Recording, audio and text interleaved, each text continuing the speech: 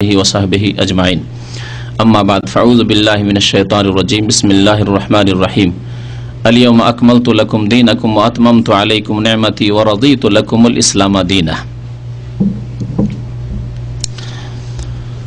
মহান আল্লাহর সমস্ত প্রশংসা, দরুদ ও সালাম নাজিল হোক প্রিয় নবী মুহাম্মদ সাল্লাল্লাহু আলাইহি ওয়াসাল্লামের উপর। আল্লাহুম্মা সাল্লি আলাইহি আল্লাহুম্মা বারিক আলাইহি। আজকে সময়ও বেশি নেই, আর গত সপ্তাহ বা তার আগের সপ্তাহের বেশ কিছু প্রশ্ন আছে, শেষ দিকে প্রশ্নের উত্তর দেওয়ার চেষ্টা করব ইনশাআল্লাহ। সেজন্য বিদআত সম্পর্কে এবং সুন্নাত সম্পর্কে দু একটি আয়াত এবং তারপরে এক দুটি হাদিস আপনাদেরকে যতটুকু সময় সাথ দেয় শোনাবার চেষ্টা করব।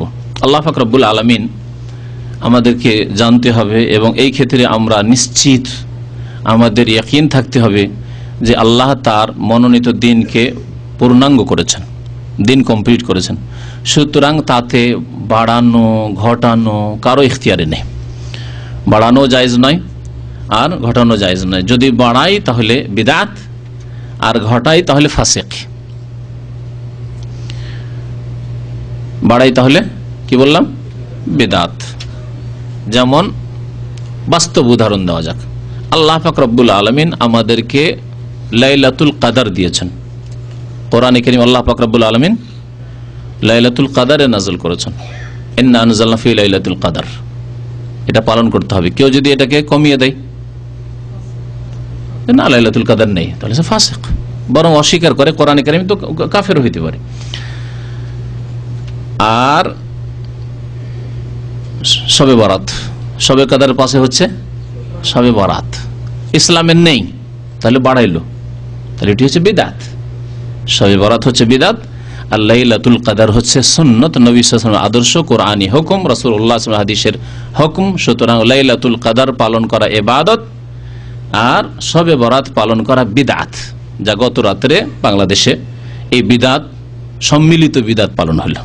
এক হচ্ছে একজন দুইজনের বিদআত, আর এক সম্মিলিত একবার দেশব্যাপী বিদআত, দেশব্যাপী এই সম্মিলিত বিদআত পালন হলো। আল্লাহ পাক যেন এই জাতিকে হিদায়াত করেন। আল্লাহ পাক রব্বুল দিন কমপ্লিট করেছেন, সেই জন্য বাড়ানো যাবে না। লাইলাতুল কদর আছে, লাইলাতুল বারাত নেই। শবে কদর আছে, শবে বারাত নেই। শবে মেরাজের অনুষ্ঠান উৎসব এসব নেই। আর কমিয়ে দিলে ফাসিকি হবে। আল্লাহ পাক 5 ওয়াক্ত নামাজ ফরজ করেছেন, কেউ যদি 4 ওয়াক্ত পড়ে ফাসিক। আল্লাহ পাক মহিলাদের জন্য পর্দা ফরজ করেছে, কেউ যদি পর্দা না করে বা না করাই তাহলে সে ফাসিক, কমালো। এই জন্য বললাম যে দিন আল্লাহ কমপ্লিট করেছেন, তা যদি কেউ কমিয়ে দেয় তাহলে সে ফাসিক। আর যদি এমন বিষয়গুলি কমিয়ে দেয় যেগুলি কুফরি পর্যন্ত পৌঁছায়, তাহলে কাফির হইতে পারে। আর বাড়ানো হচ্ছে অতিরিক্ত বিদআত, সেই জন্য কেউ যদি বাড়ায় তাহলে বিদআতি। মহান আল্লাহ ইরশাদ করেছেন সূরা মায়েদার আয়াত নম্বর 3-এ, শুরুতে পাঠ করেছি, আল ইয়াউমা আকমালতু লাকুম দীনাকুম। আজকে তোমাদের জন্য তোমাদের দিনকে কামিল করে দিলাম, আকমালতু পূর্ণাঙ্গ করে দিলাম। তাহলে দিন সম্পূর্ণ। যারা বাড়ায় বলে নেই, কোরআন হাদিসের নেই, তবে কাজগুলি ভালো। আমরা কি করলাম? ফকির মিসকিনকে না হয় খাওয়াইলাম ভালো রুটি করে, কি করলাম? কবরস্থানে কবর জিয়ারতি তো করলাম, যেহেতু নেকির কাজই। এইসব অজুহাত দেখিয়ে যদি বাড়ায়, অথচ নবী করিম সাল্লাল্লাহু আলাইহি ওয়াসাল্লাম এগুলি করেনি। নফলি পড়লাম, নফল পড়লে তো নেকি হয়, তো নফলি পড়লাম। এই রাতে কেন? সারা বছর তাহাজ্জুদ পড়েন, তাহাজ্জুদের নফল পড়েন, প্রতি রাতে কিছু না কিছু আপনার নফল হতে থাক। আর তারপরে প্রতি রাতে যেহেতু করছেন, সেই জন্য এই 15 শাবানের রাতেও করেন, কোনো অসুবিধা নেই। কিন্তু শুধু এক রাতে নফল পড়বেন অথচ ইসলামে নেই, এটি আল্লাহ পাক পূর্ণ করে দেওয়ার পরে তাতে অতিরিক্ত বাড়তি। তোমাদের জন্য তোমাদের দিনকে আজকে আমি পূর্ণাঙ্গ করে দিলাম। কোনো কিছু যদি পূর্ণাঙ্গ থাকে আর তাতে যদি আরো কিছু অ্যাড করা হয়, তাহলে দেখতে ভালো লাগবে না। বিল্ডিং কমপ্লিট হয়ে গেছে, তারপরে যদি বলেন না না বিল্ডিং এ আরো 2-4টা ইট লাগাবো বাইরের দিকে, ভিতরের দিকে, দেখতে ভালো লাগবে না খারাপ লাগবে? ওয়ালটা কত সুন্দর হয়ে আছে, এই ওয়ালে যদি বাড়িয়ে রাখেন আরো 2-4টা ইট দিয়ে, দেখতে খারাপ লাগবে না? ওয়া আতমামতু আলাইকুম নি'মাতি, আমার নিয়ামত তোমাদের উপর সম্পূর্ণ করলাম। ওয়া রাদিতু লাকুমুল ইসলাম দীনা, তোমাদের জন্য ইসলামকে দিন স্বরূপ, জীবন বিধান স্বরূপ আমি মনোনীত করলাম, পছন্দ করলাম। এ হচ্ছে আল্লাহ পাকের আয়াত। দিন আল্লাহ পাক দান করেছেন আর নিয়ে এসেছেন কে? রাসূলুল্লাহ সাল্লাল্লাহু আলাইহি ওয়াসাল্লাম। সুতরাং রাসূলুল্লাহ সাল্লাল্লাহু আলাইহি ওয়াসাল্লাম থেকে প্রত্যেকটা দিনের বিষয় নিতে হবে। এই সূত্র ছাড়া, এই পথ ছাড়া অন্য কোনো পথ নেই যে না না না আমাদের এত বড় বড় হুজুররা বলছেন, এত বড় বড় আলেমরা বলছেন, এতগুলি প্রচার মাধ্যম ইসলামিক টিভিতে বলছে, এটা সূত্র নয়, এগুলো দিন নেওয়ার সূত্র নয়। যদি তারা নবী সাল্লাল্লাহু আলাইহি ওয়াসাল্লাম থেকে প্রমাণ করে দিতে পারেন সহি সূত্রে, বিশুদ্ধ সূত্রে, নির্ভেজাল সূত্রে, তাহলে সেটি হচ্ছে রাসূলুল্লাহ সাল্লাল্লাহু আলাইহি ওয়াসাল্লামের তরিকা। আর সেই তরিকা ছাড়া অন্য কোনো তরিকা, পথ কেউ যদি অবলম্বন করে তাহলে সেগুলো হলো বিদাতি পথ। যেমন তরিকতের পথগুলির উদাহরণ দিয়ে এই ক্ষেত্রে শুধু শবে বরাত না বলে, শুধু কোনো একটি বিষয় না বলে, এ নকশবন্দি তরিকা, এটা চিশতি তরিকা, এটা কাদেরি তরিকা, হ্যাঁ, এটা হচ্ছে সাহারওয়ার্দী তরিকা, এটা হচ্ছে মুজাদ্দিদি তরিকা, এটা হচ্ছে চরমনাই তরিকা। এই যে তরিকাগুলির নাম কোরআন এবং হাদিস আছে কোথাও? তাহলে এগুলো কি? বাড়তি, অতিরিক্ত। আল্লাহ বলছেন আকমালতু লাকুম দীনাকুম, দিন তোমাদের কমপ্লিট করে দিয়েছি। তোমাদের দিন হচ্ছে ইসলাম। আল্লাহ পাক নাযিল করেছেন, নবী সাল্লাল্লাহু আলাইহি ওয়াসাল্লাম যা নিয়ে এসেছেন, ওমা আতাকুমুর রাসূলু ফাখুযুহু, যা রাসূল দিয়েছেন তা নাও। রাসূলুল্লাহ সাল্লাল্লাহু আলাইহি ওয়াসাল্লামের সূত্র ছাড়া অন্য কোন সূত্র যদি কেউ গ্রহণ করে, যে অন্য কোন মাধ্যম দিয়ে আমরা দিন পালন করে থাকি, তাদের সম্পর্কে আল্লাহ পাক কি বলেছেন? সূরা নিসার আয়াত নম্বর 115 তে মহান আল্লাহ ইরশাদ করেছেন, ওমাই ইউশাকিকির রাসূল মিন বাদি মা তাবায়্যানা লাহুল হুদা, যেই ব্যক্তি রাসূলুল্লাহ সাল্লাল্লাহু আলাইহি ওয়াসাল্লামের বিরুদ্ধাচরণ করবে, বিরোধিতা করবে, মানে নবী সাল্লাল্লাহু আলাইহি ওয়াসাল্লামের রাস্তা ছেড়ে দিয়ে আরেকটা রাস্তা গ্রহণ করলো। শাকা ইউশাক মানে এই ফাটল ধরিয়ে দিয়ে অন্য রাস্তা, একটি রাস্তা আছে সিরাতে মুস্তাকিম, যাকে আল্লাহ সূরা ফাতিহা বলেছেন, সেই রাস্তা ছেড়ে দিয়ে অন্য কোন রাস্তা ধরলো। মিন বাদি মা তাবায়্যানা লাহুল হুদা, তার জন্য সঠিক পথ, হিদায়াত, সঠিক দিক নির্দেশনা স্পষ্ট হয়ে যাওয়ার পরে, স্পষ্ট হয়ে যাওয়ার পরে কেউ যদি অজ্ঞতায় থাকে, কোনো বন জঙ্গলে বাস করতো আর জানতো না, মাজুর। কিন্তু কোরআন তাদের ঘরে ঘরে রয়েছে, কোরআনের তেলাওয়াত করছে, সুন্নতি তেলাওয়াত, বিদাতি তেলাওয়াত করছে, আছে কোরআনে কারীম।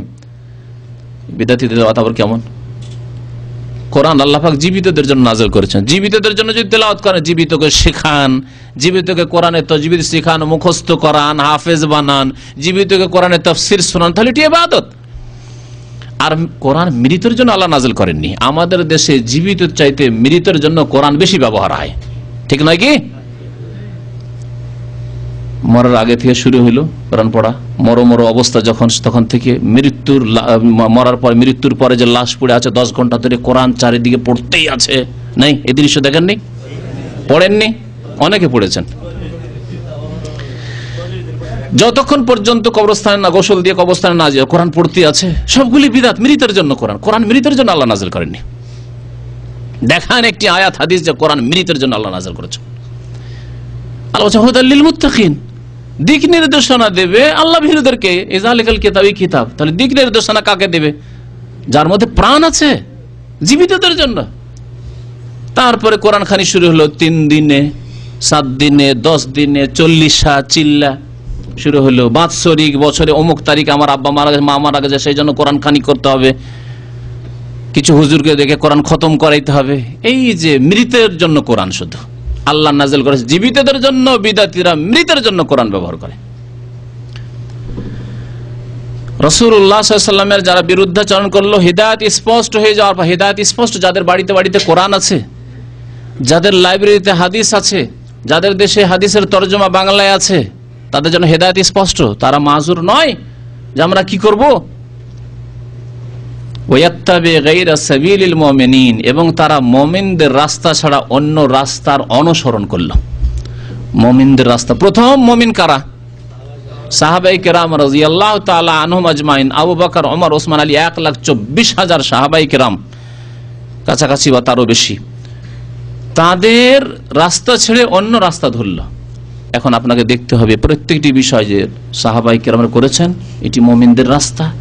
তাদের এত তরিকত ছিল না, সব এক উম্মাহ ছিল, একটি জাতি ছিল। আল্লাহ পাক কোরআনে কারীম সাহাবায়ে কেরামের জামানায় রাসূলুল্লাহ সাল্লাল্লাহু আলাইহি ওয়াসাল্লামের উপর নাযিল করছেন।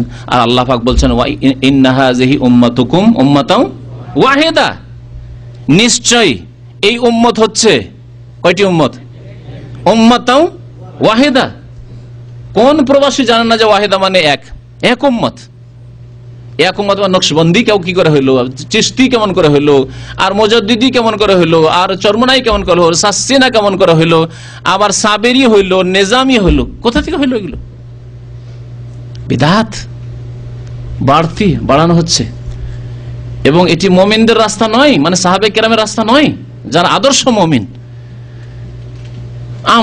আমাদেরকে যদি ধরা হয় তো আমরা আদর্শ মুমিন নাও হইতে পারি, কিন্তু সাহাবায়ে কেরাম রাদিয়াল্লাহু তাআলা আনহুম আজমাইন তারা যে আদর্শ মুমিন উম্মতে মুসলিমার জন্য কিয়ামত পর্যন্ত, এতে কোনো দ্বিমত আছে? কোনো দ্বিমত না যে সাহাবায়ে কেরামরা প্রত্যেক মুসলিমের জন্য, মুসলিম উম্মতের জন্য আদর্শ, উসওয়া হাসানা, উত্তম আদর্শ রাসূলুল্লাহ সাল্লাল্লাহু আলাইহি ওয়াসাল্লামের পরে। মুমিনদের রাস্তা, সাহাবায়ে কেরাম রাস্তা ছেড়ে যদি অন্য কোন রাস্তা অবলম্বন করে, অনুসরণ করে, নুয়াল্লিহি মা তাওয়াল্লা, আল্লাহ বলছেন যেদিকে ফিরবে সেদিকে ফিরিয়ে দেবো। শবে বরাত করবে সেদিকে ফিরিয়ে দেবো। আল্লাহ জবরদস্তি হিদায়াত করবেন না। কোরআনকে মৃতের জন্য ব্যবহার করবে সেদিকে ফিরিয়ে দেবো। কবর মাজারে যাবে, সেজদা করবে সেদিকে ফিরিয়ে দেবো। পীর ভক্ত হবে, পীরের মুরিদ হবে সেদিকে ফিরে, নুয়াল্লিহি মা তাওয়াল্লা। মসজিদে যাবে, মসজিদের দিকে ফেরাও। মসজিদের উল্টো দিকে যাবে, রাস্তায় বসে থাকবে নামাজের সময়, সেদিকে ফিরিয়ে দেবো, নুয়াল্লিহি মা তাওয়াল্লা। মানব রচিত বিধান দিয়ে ফয়সালা করবে সেদিকে ফিরিয়ে দেবো। সেকুলারে বিশ্বাসী হবে সেদিকে ফিরিয়ে দেবো, নুয়াল্লিহি মা তাওয়াল্লা ওয়া নুসলিহি জাহান্নাম। বিপথে চালিত যদি হও, রাসূলের পথ ছাড়া আর সাহাবায়ে কেরামের পথ ছাড়া, মুমিনদের পথ ছাড়া অন্য কোনো পথ যদি অবলম্বন করো, ওয়া নুসলিহি জাহান্নাম, তাদেরকে বা তাকে জাহান্নামে প্রবিষ্ট করব, জাহান্নামে দাখিল করব। ওয়াসাআত মাসিরা, এবং জাহান্নাম হচ্ছে খুব খারাপ পরিণাম, খুব খারাপ পরিণাম। জাহান্নাম যার জন্য অবধারিত হলো, যার ভাগ্যে জাহান্নাম রয়েছে, পরিণাম খুব খারাপ। ঈমান হইতে হবে তাহলে সাহাবায়ে কেরামদের মতো, যে কথাই বললাম। আর সাবিলুল মুমিনিন মানে সাহাবায়ে কেরামদের রাস্তা, কারণ তারাই আদর্শ মুমিন। এর সমর্থনে আরেকটি আয়াত আমি অনেক সময় বলি, আজকে আবার বলছি। সূরা বাকারা আয়াত নম্বর 137, আল্লাহ পাক ইরশাদ করেছেন ফাইন আমানু বিমিসলি মা আমানতুম বিহি। সুতরাং তারা যদি ঈমান নিয়ে আসে, তারা মানে পরের লোকেরা, বেমিসলে মা আমানতুম বিহি, তোমরা যেমন ঈমান নিয়ে এসেছো, তোমরা আল্লাহ বলেছে। তাহলে শুধু নবীকে এখানে সম্বোধন নাই, কাকে? যেই জামানায় কোরআন নাযিল হচ্ছে সেই জামানার মুমিনদেরকে, সাহাবায়ে কেরামদেরকে। ফাইন আমানু, তারা যদি ঈমান নিয়ে আসে, তাবেইনরা, তাবেইনরা, তারপরের লোকেরা, কিয়ামত পর্যন্ত মানব জাতিরা, যদি তারা ঈমান নিয়ে আসে, শুধু ঈমান নিয়ে আসলে হবে না, কেমন ঈমান হইতে হবে? বেমিসলে মা আমানতুম বিহি, হে সাহাবায়ে কেরাম, আবু বকর, ওমর, ওসমান, আলী, সাহাবায়ে কেরাম, আয়েশা, ফাতেমা, তোমাদের মতো যদি ঈমান হয়, ফাকাদিহ তাদাও, তাহলেই তারা সঠিক পথ প্রাপ্ত হবে, হিদায়াত হাসিল করবে। ফাকাদিহ তাদাও, তাহলে হিদায়াত প্রাপ্ত হবে। তাহলে সঠিক পথের মাপকাঠি হচ্ছে বিশ্বাসের ক্ষেত্রে, বলার ক্ষেত্রে, দিন বলার ক্ষেত্রে, দিনের বক্তব্য পেশ করার ক্ষেত্রে, আর আমলের ক্ষেত্রে। কারণ এর নামে দিন। সঠিক বিশ্বাস হইতে হবে, সঠিক কথা বলতে হবে, আর সঠিক কথার উপর আমল করতে হবে। তা হচ্ছে সাহাবায়ে কেরামদের মতো ঈমান, সেই রকম বিশ্বাস, সেই রকম কথাবার্তা, সেই রকম বক্তব্য, সেই রকম আলোচনা এবং সেই রকম আমল হইতে হবে। বেমিসলি মা আমানতুম বিহি ফাকাদিহ ওয়া ইন তাওয়াল্লাউ, আল্লাহ এখানে ফিরার কথা বলছেন। কিন্তু যদি তারা ফিরে যায়, বুঝছেন না, আমরা নকশবন্দি হব, আমরা পীরের মুরিদ হব, আমরা মাজার তৈরি করব, আমরা ওরস লাগাবো, আমরা খাসি মোরগ নিয়ে যাব, আমরা সন্তান পাই, অমুক পেয়েছে ওই পীরের মাজারে গিয়ে, ছেলে হচ্ছিল 10 বছর ধরে, ওখানে গিয়ে হয়েছে, হ্যাঁ, অমুকের রোগ ভালো হয়েছে, অমুক জায়গার মাটিতে রোগ ভালো হয়েছে, অমুক ওয়ালি দিতে পারে। ওয়াইন তাওয়াল্লাউ, যদি ফিরে যায় সাহাবায়ে কেরামের রাস্তা থেকে, ফাইন্নামা হুম ফি শিকাক, তাহলে তারা বিক্ষিপ্ত রয়েছে। আগের আয়াত ওমা ইউশাকিকির রাসূল, ইউশাকিক শাক্কা থেকে, আর ফাইন্নামা ফি শিকাক ওই একই কিন্তু ধাতু। তাহলে তারা বিক্ষিপ্ত হয়ে রয়েছে, ফাটল ধরে রয়েছে তাদের মধ্যে। ফাসায়াকফিকাহুমুল্লাহ, আল্লাহ নবীকে সান্ত্বনা দিচ্ছেন, আফসোস করিও না, আল্লাহ আপনার জন্য যথেষ্ট হবে তাদের ক্ষেত্রে, আল্লাহ যথেষ্ট, আপনাকে কিছু করতে হবে না। এই বিদাতীদের জন্য, এই মুশরিকদের জন্য, এই গোমরাহ পথভ্রষ্টদের জন্য ফাসায়াকফিকাহুমুল্লাহ, আল্লাহ পাক আপনার জন্য যথেষ্ট হবে তাদের সম্পর্কে। ওয়া হুয়াস সামিউল আলিম, আল্লাহ সবকিছু শুনছেন। কে কি বলছে, কে বলছে যে আল্লাহ তুমি ছাড়া আর কেউ দিতে পারে না, সেটাও যেমন শুনছেন, তেমনি যে বলছে ইয়া গাউসুল আজম মাদাদ, সেটাও শুনছেন। ওয়া হুয়াস সামি, সবকিছু শুনছেন। ইয়া গরিব নওয়াজ, গরিবের দাতা চিশতি, সেটাও শুনছেন। শাহজালাল দরবার থেকে খালি হাতে ফিরে আসে না, সেটাও শুনছেন। যারা লিখলো পত্রিকায় যে দুর্ঘটনা যে হইল বিমান আর শাহজালালের জন্য বেঁচে গেল, না হলে কিছুই থাকতো না, সেটাও শুনলেন আল্লাহ পাক রব্বুল আলামিন। ওয়া হুয়াস সামি আল আলিম, এবং জানছেন অন্তরে শিরক কুফরি লুকায়িত, সেটাও জানছেন আল্লাহ পাক রব্বুল আলামিন। ফাসায়াকফিকাহুমুল্লাহ ওয়া হুয়াস সামিউল আলিম, সূরা বাকারা আয়াত নম্বর 137। কথা লম্বা না করে একটি হাদিস আপনাদেরকে শোনাই, কারণ অনেকে মনে করে কাজগুলি তো ভালো, শবে বরাতের রাতে যা করা হয়েছে সবগুলি ভালো। হালুয়া রুটি নিজেরা খেলো, শুধু নিজে খায়নি, গরিব মিসকিনকে খাওয়াইছে যারা নিজে থেকে খেতে পারেন না, তাই না? ভালো ভালো খাবার খাইছে গরিব, গ্রামের গরিবদেরকে। সারা বছর হয়তো কবর জিয়ারতের সুযোগ সুবিধা হয়নি, এই সুযোগই সুযোগ, কবর জিয়ারত করেছে। কাজ ভালো, কাজ ভালো লাগলেই ভালো হয় না, বরং ভালো হওয়ার মাপকাঠি হচ্ছে দুইটি। ভালো হওয়ার মাপকাঠি হচ্ছে বা শর্ত হচ্ছে দুইটি। একটি হচ্ছে যে সেই কাজটি আল্লাহর জন্য হইতে হবে। ওরা বলবে হ্যাঁ এটা তো আল্লাহর জন্য করেছি, আমরা রাত্রে নফল পড়েছি আল্লাহর জন্য, আমরা কবর জিয়ারত করেছি, কবরস্থান আলোকিত করেছি আল্লাহ সন্তুষ্টির জন্য, আমরা হালুয়া রুটি খাওয়াইছি গরিবকে আল্লাহর জন্য। তাহলে এটা শর্ত ঠিক আছে, বেঁচে গেল তাহলে। হ্যাঁ, সুন্নতের অনুসারীরা যেমন আল্লাহর জন্য করে, তারাও বলবে যে আমরা এই তো আল্লাহর জন্য করেছি, এগুলো তো পীর মির এসবের জন্য আমরা করিনি। আর একটি শর্ত আছে, কি শর্ত? প্রত্যেকটি আমল নবী করিম সাল্লাল্লাহু আলাইহি সাল্লামের তরিকা অনুযায়ী হতে হবে। প্রত্যেকটি আমল নবী সাল্লাল্লাহু আলাইহি সাল্লামের অনুসরণের ভিত্তিতে হইতে হবে। নবী করেছেন তার ফটোকপি হইতে হবে। যদি করে থাকেন ঠিক আছে, আপনি কপি, আর যদি না করে থাকেন তাহলে আপনাকে এই রকম কোন রকমের ছাড় দেওয়া হয়নি করার জন্য। গত সপ্তাহে জাল হাদিস, জয়ীফ হাদিসগুলিও উল্লেখ করেছি, যাতে স্পষ্ট হয়ে যায় যে নবী করিম সাল্লাল্লাহু আলাইহি সাল্লাম এই 15 শাবানের রাতে এমন কোনো আমল করেননি, কোনো আমল করেননি। হালুয়া রুটি তো দূরের কথা। আমাদের সেই বিদাতিরা বলে যে নবী সাল্লাল্লাহু আলাইহি ওয়াসাল্লামের ওহুদের ময়দানে দাঁত ভেঙে গেছিল, তখন নবী সাল্লাল্লাহু আলাইহি ওয়াসাল্লাম কিছুই খেতে পারেননি, তো নরম জিনিস খাওয়ার দরকার। সাহাবারা হালুয়া পেশ করেছিলেন, তো হালুয়া খেয়েছিলেন। এই জন্য তারাও শবে বরাতে কি করে? হালুয়া খায়। মিষ্টি সুন্নত। এই কথা যদি কেউ বলে বা বিশ্বাস করে, তাদেরকে দুটি কথা বলবো। একটি কথা ঐতিহাসিক কথা, সেটা হচ্ছে যে নবী করিম সাল্লাল্লাহু আলাইহি সাল্লামের ওহুদের যুদ্ধ হয়েছে শাওয়াল মাসে, রমজানের পরে, রমজানের আগে নয়। আর শবে বরাত হচ্ছে বিদাতীদের শবে বরাত রমজানের আগে, 1.5 থেকে 2 মাস আগে ঘটনা হওয়ার কি করছে তারা? হালুয়া খেয়ে বসছে। নবী করিম যদি হালুয়া খেয়ে থাকে তাহলে শাওয়াল মাসে রোজার পরে হালুয়া খেতেন আপনারা? এই বেদাতীরা সব রমজানের পরে শাওয়াল আসতো তখন হালুয়া খেতেন না, ও 2 মাস আগে হালুয়া খেয়ে বসে আছে। 1 2 নম্বর কথা বলবো যে নবী করিম সাল্লাল্লাহু আলাইহি ওয়াসাল্লাম সুখের হালুয়া খেয়েছেন না দুঃখের হালুয়া খেয়েছেন? কষ্টের হালুয়া খেয়েছেন। যদি খেয়ে থাকেন, প্রথম কথা খাননি, সব ভ্রান্ত কথা। আর একটি কথা 3 নম্বর ধরে নেন। প্রথম কথা হালুয়া খেয়েছেন, দাঁত ভেঙে গেছিল, সে দাঁত শহীদ হল, সেই জন্য এইটা ভিত্তিহীন কথা। এটা আর একটা কথা ধরে রাখেন, যদি খেয়ে থাকেন ধরেই নিলাম, অনেক সময় হয়নি কিন্তু ধরেই নিলাম, আমরা বলি আমাদের কথা ওই রকমই ধরে নেন, ধরেই নিলাম যে হালুয়া খেয়েছেন। নবী সাল্লাল্লাহু আলাইহি ওয়াসাল্লাম তাহলে দুঃখের হালুয়া খেয়েছেন, পারছিলেন না কিছু খেতে, সেই জন্য হালুয়া খেয়েছেন। আল্লাহর রাস্তায় জিহাদ করার পরে দাঁত শহীদ করে হালুয়া খেয়েছেন। এই বেদাতীরা দুঃখের হালুয়া খাও, সুখের হালুয়া খেয়ে না। আল্লাহর রাস্তায় একটু জিহাদের কথা বলো, মেহনতের কথা বলো, পরিশ্রমের কথা বলো, আন্দোলনের কথা বলো, কিছু পরিবর্তন নিয়ে আসতে হবে দেশের সমাজে, এইরকম কথাবার্তা কিছু বলো। আর বললে যখন দাঁত ভাঙবে তারপরে হালুয়া খাও।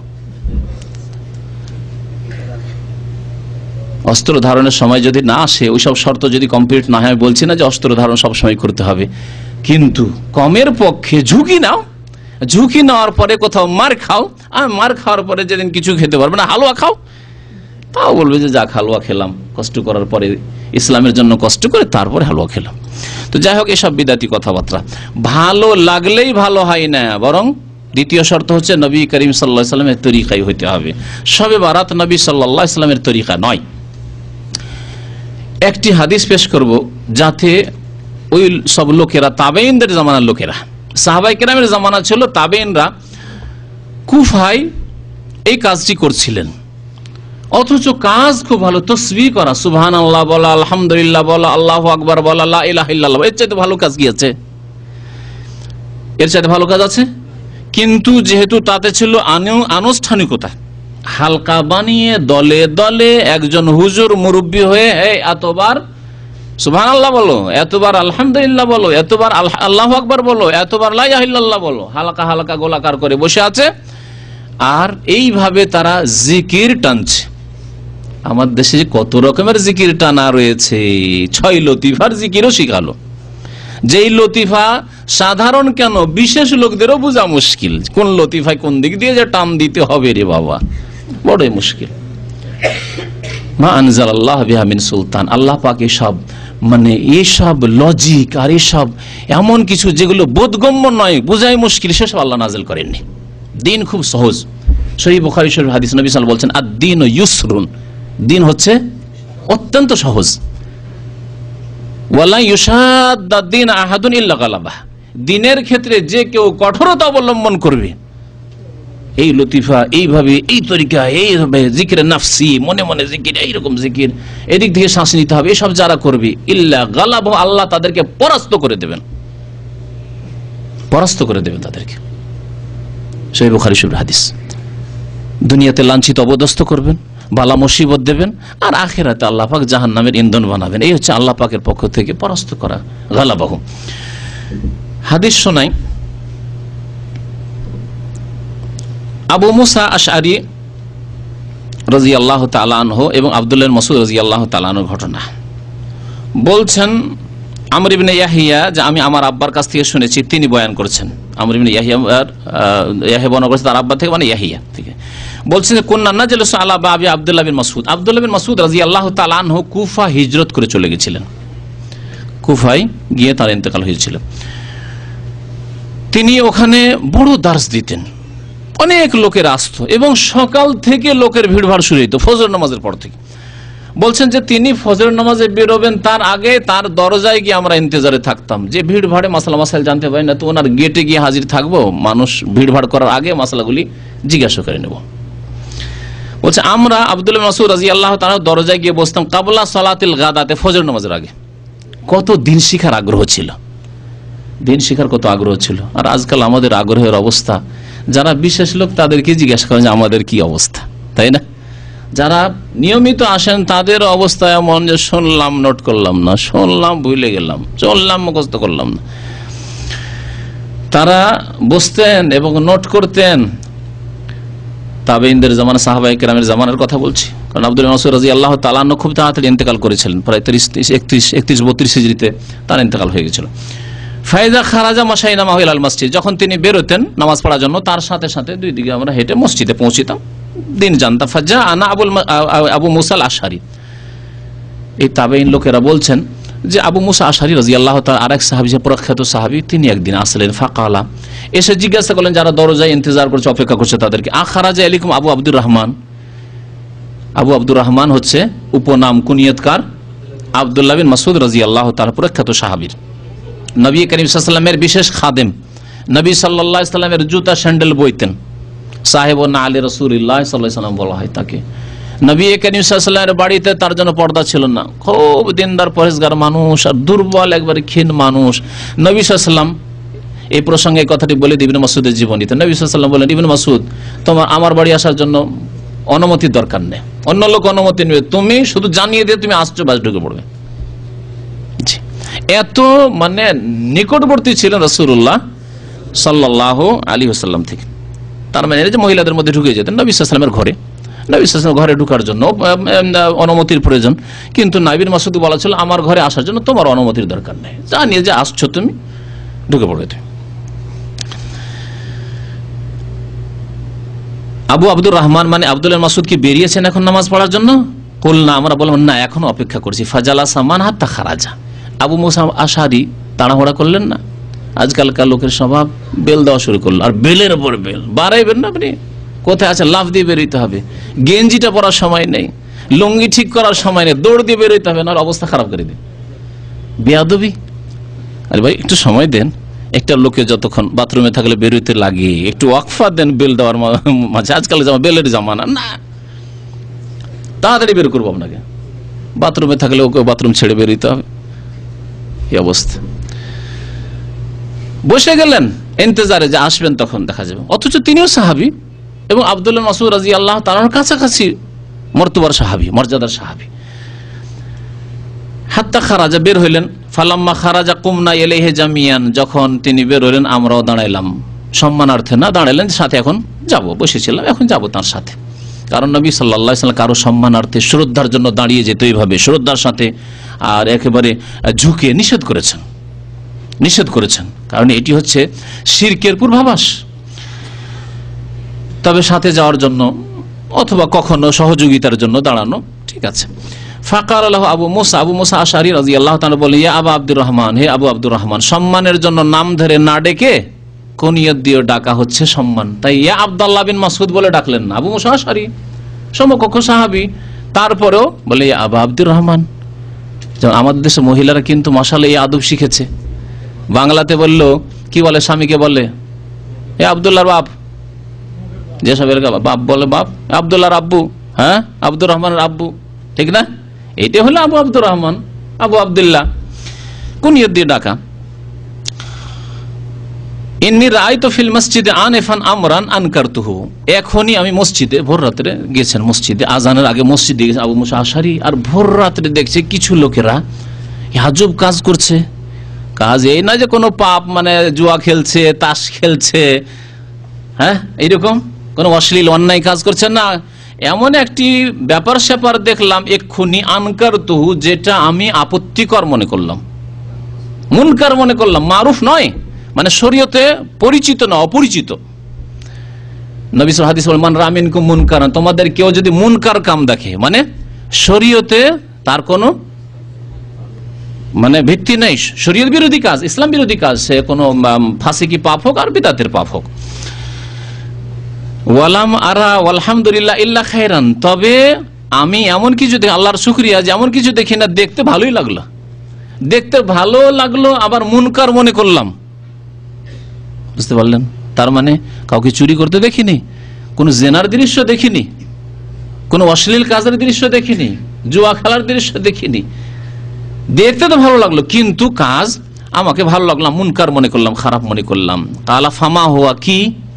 কালা ইন ইস্তাফাসা তারাহু, আপনি যদি কিছুক্ষণ বেঁচে থাকেন তো মসজিদে গিয়ে দেখতে পাবেন, এই তামাশা দেখতে পাবেন।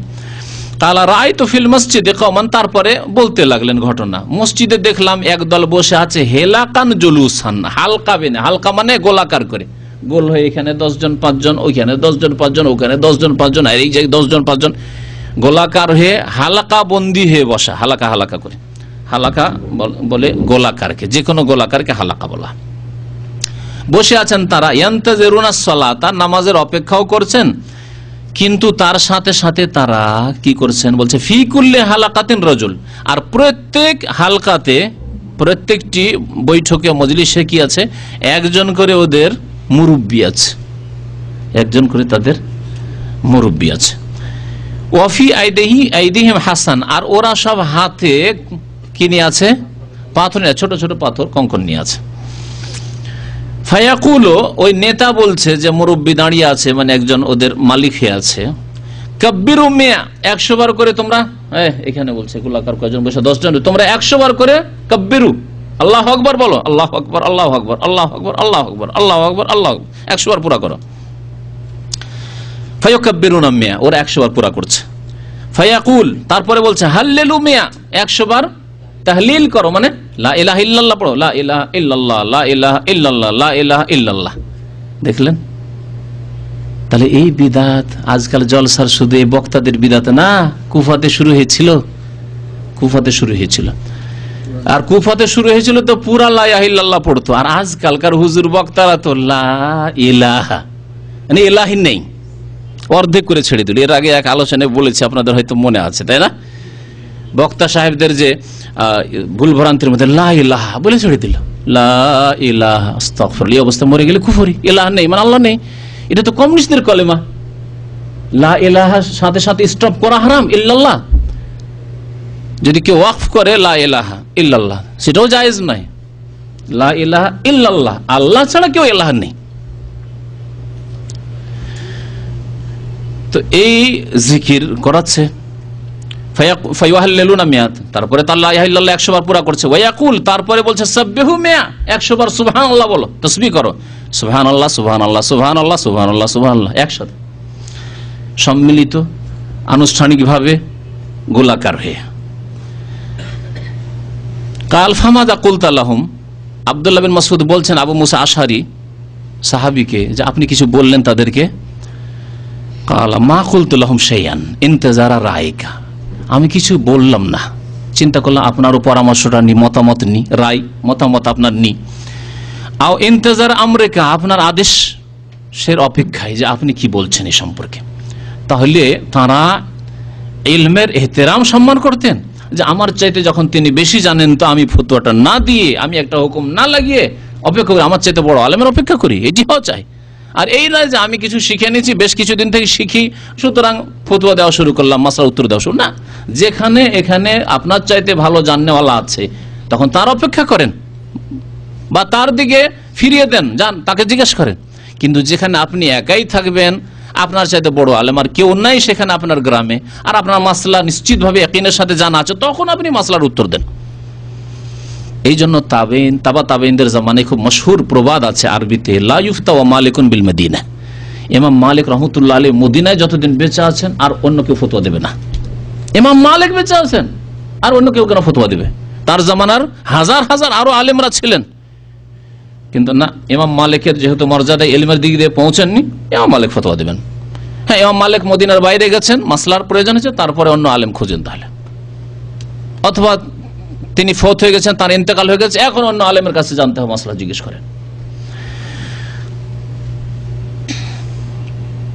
আপনার অপেক্ষা করলাম, বললেন আবু মুসা আশআরী। কাল আফালা আমারতাহুম আন ইয়াউদ্দু সাইয়্যাতিহিম ওয়া যামানতা লাহুম আল্লা ইয়াজিয়া মিন হাসানাতিহিম, বলছেন আবু মুসা আশআরীকে যে তাদেরকে বললেন না যে এক কাজ করেন, আপনারা এইরকম তসবিহ না করে আপনাদের গুনাহগুলি গণনা করেন যে কত গুনাহ হচ্ছে আপনাদের, ওয়াজামেন তালাহম, এবং তাদের জন্য আপনি দায়িত্ব নিয়ে নিতেন যে তোমাদের গুনাহগুলি গণনা করো, তাহলে তোমাদের আমি নেকির হেফাজতে, নেকি নষ্ট হবে না, এর দায়িত্ব আমি নিয়ে নিচ্ছি। কি করছো এগুলি? সুম্মা মাযা মাযাইনা মাহু, তারপর আবু মুসা আশআরী বলছেন যে আব্দুল্লাহ বিন মাসউদ হাঁটতে লাগলেন মসজিদের দিকে, আর আমিও গেলাম, আর আমরা অন্যান্য যারা ছিলেন সাথীরা তারাও গেলেন। হাত্তা আতা হালাকাতা মিন তিলকাল হিলাক, ওই যে মসজিদ দেখছেন অনেকগুলি গোলাকার হালকা বেঁধে সব জিকির করছে, একটা হালাকায় গিয়ে, একটি মজলিসে গিয়ে দাঁড়ালেন আব্দুল্লাহ বিন মাসউদ রাদিয়াল্লাহু তাআলা আনহু এবং আবু মুসা আশআরী রাদিয়াল্লাহু তাআলা আনহু।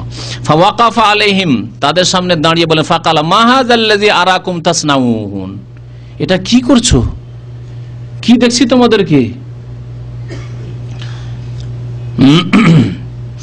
কালু, তারা বলে, ইয়া আবা আব্দুর রহমান হাসান নাউদ্দু বিহি আত-তাকবীরা ওয়াত তাহলিলা ওয়াত তাসবিহা, এগুলি সব পাথর আছে, ছোট ছোট পাথর, আর এই পাথর দিয়ে, কঙ্কর দিয়ে আমরা কি করছি? তাকবীর গণনা করছি, আর লা ইলাহা ইল্লাল্লাহ তাহলিল গণনা করছি, আর তাসবিহ গণনা করছি, বলছি সুবহানাল্লাহ, বলছি আল্লাহু আকবার, বলছি লা ইলাহা ইল্লাল্লাহ, এগুলি তাসবিহ করছি। কাল ফাউদ্দু সাইয়্যাতিকুম, তোমরা তোমাদের গুনাহ গণনা করো যে কত গুনাহ হলো তোমাদের। ফাআনা যামিনু আল্লা ইয়াজিয়া মিন হাসানাতিকুম শাই, আমি তোমাদের জামানত নিচ্ছি যে তোমাদের তাহলে হাসানাত, গুনাহ, নেকি নষ্ট হবে না তোমাদের। ওয়াইহাকুম ইয়া উম্মাতা মুহাম্মদ, হে মুহাম্মদ সাল্লাল্লাহু আলাইহি ওয়াসাল্লামের উম্মতেরা, তাবেঈনদের জামানার লোক, তাদেরকে বলছেন আব্দুল্লাহ বিন মাসউদ সাহাবী, হে উম্মতে মুহাম্মদ, মুহাম্মদ সাল্লাল্লাহু আলাইহি ওয়াসাল্লামের উম্মতেরা শোনো, ওয়াইহাকুম, আফসোস তোমাদের উপর, আফসোস, আক্ষেপ তোমাদের উপর, মা আসরা হালাকাতাকুম, কত দ্রুত তোমরা ধ্বংস হতে যাচ্ছ, কত দ্রুত তোমরা ধ্বংস হতে যাচ্ছ, কত তাড়াতাড়ি তোমরা ধ্বংসে পতিত হতে যাচ্ছ। হাওলায়ে সাহাবাতুন নবিয়্যিকুম সাল্লাল্লাহু আলাইহি ওয়াসাল্লাম, এই নবী সাল্লাল্লাহু আলাইহি ওয়াসাল্লামের সাহাবারা এখন মওজুদ রয়েছেন, হাজার হাজার সাহাবা মওজুদ রয়েছেন। ইবনে মাসউদ সাহাবী, আবু মুসা আশআরী সাহাবী, আর মক্কা মদিনায় অন্যান্য শহরে দামেস্কে তো বহু সাহাবায়ে কেরাম রয়েছেন। এখনো সাহাবীরা মওজুদ রয়েছেন যারা সচক্ষে রাসূলুল্লাহ সাল্লাল্লাহু আলাইহি ওয়াসাল্লামকে দেখেছেন এবং তার কাছ থেকে ইলম, ওহীর ইলম হাসিল করেছেন। সময় বেশি দিন যায়নি, এত তাড়াতাড়ি কেন গুমরাহির দিকে? মুতাওয়াফিরুনা, তারা মওজুদ রয়েছেন। ওয়া হাযিহি সিয়াবুহু লাম তাবলা, নবী করিম সাল্লাল্লাহু আলাইহি সাল্লামের মোবারক কাপড়গুলি যেগুলি পরিধান করতেন এখনো ছিঁড়ে যায়নি, মওজুদ রয়েছে। নবী সাল্লাল্লাহু আলাইহি সাল্লামের তিরোধান হয়ে গেছে, ইন্তেকাল হয়ে গেছে, কিন্তু কাপড় এখনো মওজুদ আছে। ওয়া আনিয়াতুহু লাম তুকসার, এখনো নবী সাল্লাল্লাহু আলাইহি সাল্লামের থালা বাটি ভেঙে যায়নি, এখনো মওজুদ আছে, হেফাজত আছে, সুরক্ষিত আছে, বেশি দিন হয়নি। ওয়াল্লাযী নাফসি বিয়াদিহি, সেই আল্লাহর শপথ করে বলছি যার হাতে আমার প্রাণ রয়েছে। ইবনে মাসউদ বলছেন, ইন্নাকুম লাআলা মিল্লাতিন হিয়া আহদা মিন মিল্লাতি মুহাম্মাদিন সাল্লাল্লাহু আলাইহি ওয়াসাল্লাম আও মুফতাতাহি বাবা দলালাতিন। ঐতিহাসিক ভাষণ শুনেন তার। ইবনে মাসউদ রাদিয়াল্লাহু তাআলা আনহুকে মাযহাবপন্থীরা দলিল হিসেবে পেশ করে, এই শবে বরাতকারীরা সবাই দলিল হিসেবে পেশ করে। দলিল নেন ইবনে মাসউদের। ইবনে মাসউদকে যদি আদর্শ মেনে নিতেন তাহলে এইসব বিদআত কখনো করতেন না, বিদআত মুক্ত হয়ে যেতেন। বলছেন, শোনো, আল্লাহর কসম করে বলছে যার হাতে আমার প্রাণ রয়েছে, নিশ্চয়ই তোমরা এমন এক ধর্মের উপর রয়েছো যেটি মুহাম্মদ সাল্লাল্লাহু আলাইহি ওয়াসাল্লামের নিয়ে আসা দিনের চাইতেও বেশি সঠিক। এ তোমাদের এই তাসবিহ করার তরিকা, লা ইলাহা ইল্লাল্লাহ পড়ার তরিকা, আর আল্লাহু আকবার পড়ার তরিকা, এটি নবী সাল্লাল্লাহু আলাইহি ওয়াসাল্লাম যে মিল্লাত নিয়ে এসেছেন, যেই তরিকা নিয়ে তার চাইতে বেশি হেদায়েত প্রাপ্ত সঠিক। আর না হইলে আও মুফতাতাহি বাবা দলালাতিন, অথবা গুমরাহির দরজা তোমরা উন্মুক্ত করছো, খুলছো। দুটোর একটি, কোনটি হতে পারে তাহলে? নবীর তরিকার চাইতে ভালো তরিকা হালকা বেঁধে জিকির করা, তাহলে ওয়াজ মাহফিলের জিকির মহব্বতের সাথে একটু জোরে সরে জিকির, লা ইলাহা ইল্লাল্লাহ, হে জিকির কি? দুটোর একটি অবশ্যই। শবে বরাতের নফল পড়া, এই হালুয়া রুটি খাওয়া, আর অন্যান্য যে সব বিদআত রয়েছে, এগুলি দুটির একটি। হয় নবী সাল্লাল্লাহু আলাইহি ওয়াসাল্লাম করেনি, তার চাইতে বেশি হেদায়েতের কাজ, ভালো কাজ নিয়ে এসেছো, আর না হলে মুফতাতিহি বাবা দলাল, গুমরাহির দরজা খুলছো। গুমরাহির দরজা খুলছে, এটি একজন সাধারণ মুসলমান অন্তর থেকে সাক্ষী দেবে যে নবীর তরিকার চাইতে ভালো তরিকা কখনো হতে পারে না। হয় নবীর তরিকা ধরবে, আর না হলে এগুলো গুমরাহির তরিকা, গুমরাহির দরজা খুলছে। কালু, তারপরে তারা যুক্তি পেশ করলেন, যেমন আজকালকার লোকেরা যুক্তি পেশ করে। বললাম না যে কোন খারাপ কাজ করেছি, গরিবকে হালুয়া রুটি খাইয়েছি, আর রাত্রে নফল পড়েছি, দিনে রোজা রেখেছি, আর কবরস্থান কবর জিয়ারত করেছি, এগুলি করেছি। সারা বছর ভুলে থাকি, গাফিলতি থেকে মা বাবা মৃত, দাদা দাদি, নানা নানি মনে হয় না, আজকে রাত্রে মনে হয়েছে সবার জিয়ারত করে সবার জন্য দোয়া করেছি মাগফিরাতের। এরাও ওই যুক্তি পেশ করেছিল। ওয়াল্লাহি, আল্লাহর কসম করে বলছি, আবু আব্দুর রহমান, হে আব্দুল্লাহ বিন মাসউদ, আবু আব্দুর রহমান, মা আরাদনা ইল্লাল খাইর, আমাদের নিয়ত তো ভালো, আমরা মনে করছি জিকির করছি, সুবহানাল্লাহ সুবহানাল্লাহ 100 বার করে কত হাজার বার বলা হয়ে গেল, ভোর রাত্রে ভালো সময়ে কতবার লা ইলাহা ইল্লাল্লাহ বলা হয়ে গেল, কতবার আল্লাহু আকবার বলা হলো, কতবার আলহামদুলিল্লাহ বলা হয়ে গেল, নেকির কাজ করছি। মা আরাদনা ইল্লাল খাইর, আমাদের উদ্দেশ্য হচ্ছে সৎ। কালা, ইবনে মাসউদ রাদিয়াল্লাহু তাআলা বলে, তাহলে ঠিক করেছে, ঠিক করেছে না? কি বলছেন?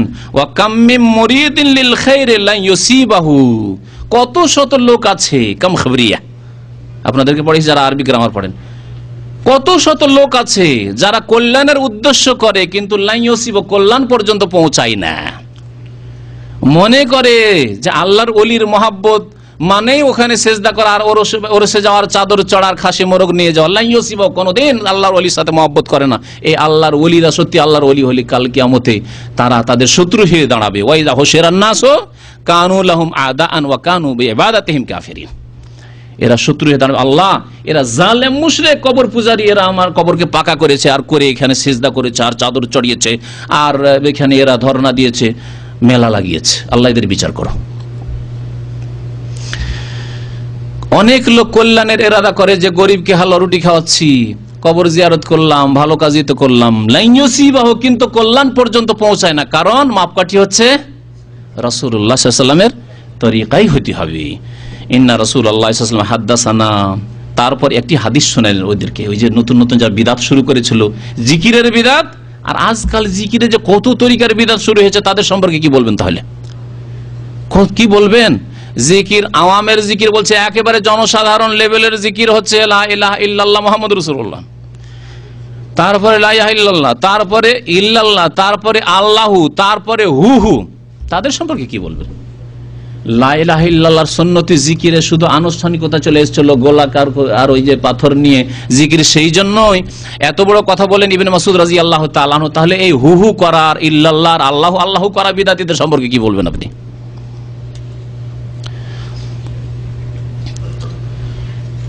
তারপরে তাদেরকে একটি হাদিস শোনালেন যে নবী সাল্লাল্লাহু আলাইহি ওয়াসাল্লাম ভবিষ্যৎবাণী করেছেন, ইন্না কওমান ইয়াকরাউনাল কোরআন, একটি জাতি হবে যারা কোরআন তিলাওয়াত করবে, লা ইউজাউযু তারাকিহিম, কিন্তু কোরআন তাদের এই হলক থেকে, এই কণ্ঠনালী থেকে নিচে নামবে না, মানে হিদায়াত হবে না কোরআন দিয়ে। কোরআনের হাজার হাজার হাফেজ বাংলাদেশে, ভারতে, পাকিস্তানে এত বেশি হাফেজের সংখ্যা আছে, আমার মনে হয় না যে অন্য দেশে এত বেশি হাফেজ আছে, কিন্তু হাফেজ আছে আর শিরক বিদাতেও ভরা আছে দেশ। লা ইউজাউযু তারাকিয়াহুম, ভিতরের নামেনি কোরআন। আল্লাহ বলছেন লা তুশরিক বিল্লাহ, শিরিক করবে। নবী সাল্লাল্লাহু আলাইহি ওয়াসাল্লাম বলেছেন যে কোন উঁচা কবর দেখলে বরাবর করে দেয়, এরা কবর উঁচা করে চাদর চড়াবে, কবরের উপরে গম্বুজ তৈরি করবে, মসজিদে কবর দেবে। নবী সাল্লাল্লাহু আলাইহি ওয়াসাল্লাম লানাতুল্লাহি আল ইয়াহুদ ওয়ান নাসা ইত্তাখাযু কুবুর আনবিয়া মাসাজিদা, ইহুদি খ্রিস্টানদের উপর আল্লাহর লানত অভিশাপ এই জন্য হয়েছে যারা নবীদের কবরগুলিকে সেজদার স্থানে পরিণত করেছে। প্রত্যেকটি মসজিদে, যেগুলি পুরাতন মসজিদ, ঐতিহাসিক মসজিদ, শাহী মসজিদ, সে মসজিদগুলির মধ্যে কবর। বড় মসজিদে ওয়াকফ করে যাচ্ছে। গত সপ্তাহে এক ভাই বলছেন যে মসজিদে যে দান করেছে জমি, সে শর্ত লাগিয়েছে যে আমার কবরটা মসজিদের মধ্যে হইতে হবে। এই হলো আমাদের জাতির অবস্থা। কোরআন হাফেজ তৈরি হচ্ছে, কিন্তু লা ইউজাউযু তারাকিহিম, কোরআন হাদিসের উপর আমল নেই, কণ্ঠনালী থেকে এইদিকে নামছে না, বাস তেলাওয়াত তেলাওয়াত, সর সর সর সর সর সর সর সর তেলাওয়াত, আর খতমে তারাবি, বাস। ওয়াইমুল্লাহ, আল্লাহর কসম করে বলছি, মা আদরি লাআল্লা আকসারাহুম মিনকুম। তারপর আব্দুল্লাহ মাসউদ বলছেন যে আল্লাহর কসম করে বলছি যে আমি জানছি না, হতে পারে যে তোমরা এই দলই হইতো, কোরআন তেলাওয়াত করছে কিন্তু কোরআন উপর আমল নাই। কোরআনে কি এইরকম জিকির আছে? কোরআনী আদর্শে এইরকম জিকির আছে? হালকা বেঁধে বেঁধে আনুষ্ঠানিক করে তার সাথে জিকির করে একজন মুরব্বী বানিয়ে এতবার পড়ো এতবার পড়ো এতবার পড়ো আছে? হতে পারে যে তোমরা এই দলেই ভর্তি। কালা আমর ইবনে সালামা, আমর ইবনে সালামা একজন বর্ণনাকারী বলছে, রাআইনা আম্মাতা উলাইকাল হিলাক ইউতায়ুনা ইয়াওমান নাহরওয়ান মাল খাওয়ারিজ। এই লোকেরা যারা এইরকম জিকির ছাড়ছিল, এই লোকেরা আলী রাদিয়াল্লাহু তাআলা আনহুর বিরুদ্ধে খারেজি দল হয়ে যুদ্ধে লিপ্ত হইল। যারা জিকির করছিল তারা খলিফাতুল মুসলিমিন, খলিফায়ে রাশেদ আলী ইবনে আবি তালিব, নবী সাল্লাল্লাহু আলাইহি ওয়াসাল্লামের প্রিয় জামাতা আর চাচাতো ভাই, তার বিরুদ্ধে যুদ্ধে লিপ্ত, নাহরওয়ানের যুদ্ধে। আর এরা অধিকাংশই সেই দিন হত্যা হয়েছিল খলিফাতুল মুসলিমিনের মুজাহিদিনদের হাতে। হাদিসটি মুসনাদে দারমিতে রয়েছে, আর হাদিসের সংখ্যা নম্বর হচ্ছে 210, হাদিসের সনদ সহিহ। এই হাদিসটি আল্লামা নাসিরুদ্দিন আলবানী রাহমাতুল্লাহি আলাইহি উল্লেখ করার পরে বলছেন যে এই হাদিস দ্বারা বোঝা গেল, তার কথা দিয়ে বলি, বোঝা গেল কি যে ইবাদত সংখ্যা দেখলে হবে না, যে কত সংখ্যা আপনি ইবাদত করেন, কতবার তাসবিহ পড়লেন, কতবার আল্লাহু আকবার পড়লেন, কতবার লা ইলাহা ইল্লাল্লাহ পড়লেন, এটা দেখলে হবে না। এটার গুরুত্ব নেই। গুরুত্ব কিসের আছে? কোয়ালিটি, কেমন পড়লেন, নবীর তরিকা পড়লেন কি পড়লেন না। 33 বার সুবহানাল্লাহ, 33 বার আলহামদুলিল্লাহ, 33 বার আল্লাহু আকবার পড়লেন নামাজের পরে, এটি আপনার মুক্তির জন্য যথেষ্ট, কারণ এটি নবী করিম সাল্লাল্লাহু আলাইহি ওয়াসাল্লামের তরিকা। আর ওয়াজ মাহফিলে মহব্বতের সাথে একটু দুরূদ পড়েন, আল্লাহুম্মা সাল্লি আলা, জি শুরু করে দিয়েছে মনে হয় নতুন ভাইকে, শুরু করে দিয়েছে। বিদআত বিদআত বিদআত, জি কোরআন বাড়িতে আছে কিন্তু কোরআন হলক থেকে এদিকে নামেনি, কোরআনের আমল হয়নি। আল্লাহ বলেননি যে এরকম ওয়াজ মাহফিলে এরকম সুর সুর করে একেবারে গান বাজানোর আসরের মতো জমিয়ে দাও, একবারে গান বাজানোর আসর যেমন জমায় এরকম জমাবার জন্য আমাদের দেশের এই দুরুদ। তো বলছেন যে ইউস্তাফাদু মিনহু আন্নাল ইবরাতা লাইসাত বিকাসরাতিল ইবাদা, ইবাদতের সংখ্যা বেশি এটি গুরুত্বপূর্ণ বিষয় নয়। ওয়া ইন্নামা বিকাউনিহা আলা সুন্নতি, বরং ইবাদতের ক্ষেত্রে দেখতে হবে কি যে সুন্নত ভিত্তিক কিনা, নবীর তরিকা কিনা। নবী করিম সাল্লাল্লাহু আলাইহি ওয়াসাল্লাম এইরকম তরিকা ইবাদত করেছেন, এই রাত্রে করেছেন, এইভাবে করেছেন, এটা দেখার বিষয় রয়েছে। বাইদাতান আনিল বিদআ, বিদআত থেকে দূরে সরে থাকতে হবে, বিদআত থেকে বেঁচে থাকতে হবে। ওয়াকাদ আশারা ইলা হাযা ইবনে মাসউদ রাদিয়াল্লাহু তাআলা আনহু বিকাউলি আইজান, ইবনে মাসউদ রাদিয়াল্লাহু তাআলা আরো দুটি বক্তব্য আছে, উক্তি এখানে উল্লেখ করেছেন। একটি হচ্ছে ইকতিসাদুন ফি সুন্নাতিন খায়রুম মিন ইজতিহাদিন ফি বিদআতিন, খুব সুন্দর কথা বলেছেন। বলছে সুন্নত অনুসারে যদি অল্প আমল করে, ইকতিসাদ মানে অল্প আমল করা, মধ্যম পন্থা অবলম্বন করা, মধ্যম আমল করলেন কিন্তু সুন্নত মোতাবেক, এটি খায়রুম মিন ইজতিহাদিন ফি বিদআতিন, বিদআত করে কঠোর পরিশ্রম চাইতে অনেক ভালো। উদাহরণ, প্রত্যেক রাত্রে আধা ঘন্টা নয় 1 ঘন্টা তাহাজ্জুদ পড়েন আপনি, অল্পই মধ্যম আমল, তাহাজ্জুদ পড়েছেন 1 ঘন্টা আধা ঘন্টা, বেশি পারেন না আপনি। আর একটা লোক শবে বরাতে সারা রাত বিছানায় আসেনি, বাড়িতেও আসেননি, বিবির সাথে কথাবার্তা নেই, এই যে সাথে গিয়েছে ফজর পড়ে এসছে। ইজতিহাদুন ফি বিদআতিন, বিদআতের জন্য কঠোর পরিশ্রম এর চাইতে অনেক ভালো মধ্যপন্থা অবলম্বন করে সুন্নত অনুসারে তাহাজ্জুদ পড়া। ওয়ামিনহা, আরেকটি বক্তব্য তার, ইবনে মাসউদ রাদিয়াল্লাহু তাআলা বলছেন আন্নাল বিদআতা সাগীরাতা বারিদুন ইলাল বিদআতিল কাবীরা, ছোট ছোট বিদআতগুলি বড় বিদআতের মেল, মেল বুঝেন, মেল মানে বার্তা, হ্যাঁ মেল, আজকাল ইমেল বলছে না, ওখান থেকে ইমেল, মেল পাঠানো। তো বারিদ পোস্ট অফিসের মাধ্যমে যে চিঠি পাঠায়, যদি কেউ ছোট ছোট বিদআত করে তার মানে কোনোদিন খুব সম্ভাবনা আছে যে বড় বিদআত করবে। যেই ব্যক্তি শবে বরাত করে, যে ব্যক্তি হালুয়া রুটি খায়, তার পক্ষে সম্ভাবনা আছে যে কোনদিনও চাদর নিয়ে মাজারে চড়াইতে যাবে, কোনদিনও সন্তান চাইতে যাবে ও মাজারে অলির কাছে, কোনদিনও আজমিরে পৌঁছে যাবে, যে বলবে যে খাজা বাবা আপনার কাছে বাংলাদেশ থেকে এসেছি একটা ভালো ছেলে চাওয়ার জন্য। ছোট বিদআত করলেই বড় বিদআতে লিপ্ত হবে। আবার বলি ইবনে মাসউদের কথা, আন্নাল বিদআতা সাগীরাতা বারিদুন ইলাল বিদআতিল কাবীরা, ছোট বিদআত বড় বিদআত পর্যন্ত পৌঁছায়। সুতরাং ছোট বিদআত কি বিদআত, ছোট বিদআত মনে করবেন না, সেটাই বড়। এমন কোন কাজ করবেন না যেটি নবী করিম সাল্লাল্লাহু আলাইহি ওয়াসাল্লাম থেকে প্রমাণিত নয়, অথচ আপনি দিন নেকি মনে করে করছেন। সিলসিলা সাহিহার যে সিরিজ রয়েছে সহিহ হাদিসের, আল্লামা নাসিরুদ্দিন আলবানীর, তার 5ম খণ্ডের 11 পৃষ্ঠায় রয়েছে হাদিসটি, এই বক্তব্যটি ইবনে মাসউদ রাদিয়াল্লাহু তাআলা আনহু। আল্লাহ পাক রব্বুল যেন বুঝার তৌফিক দান করেন, আমল করার তৌফিক দান করেন। সময় প্রায় শেষের দিকে, এখন যেগুলি বিষয় বেশি জরুরি সেগুলির প্রশ্নের উত্তর দিচ্ছি, আর বাকি করে ইনশাআল্লাহ তাআলা আগামীতে জবাব দেওয়া যাবে। হায়াত বাকি তো মুলাকাত বাকি ইনশাআল্লাহ তাআলা। সুবহান রাব্বিকা রাব্বিল ইজ্জাতি আম্মা ইয়াসিফুন ওয়া সালামুন আলাল মুরসালিন আলহামদুলিল্লাহি রাব্বিল আলামিন। একটা প্রশ্ন হচ্ছে যে যারা নামাজই পড়ে না তাদেরকে এই শবে বরাতের নামাজ থেকে মানে বিরত রাখা কতটুকু হবে?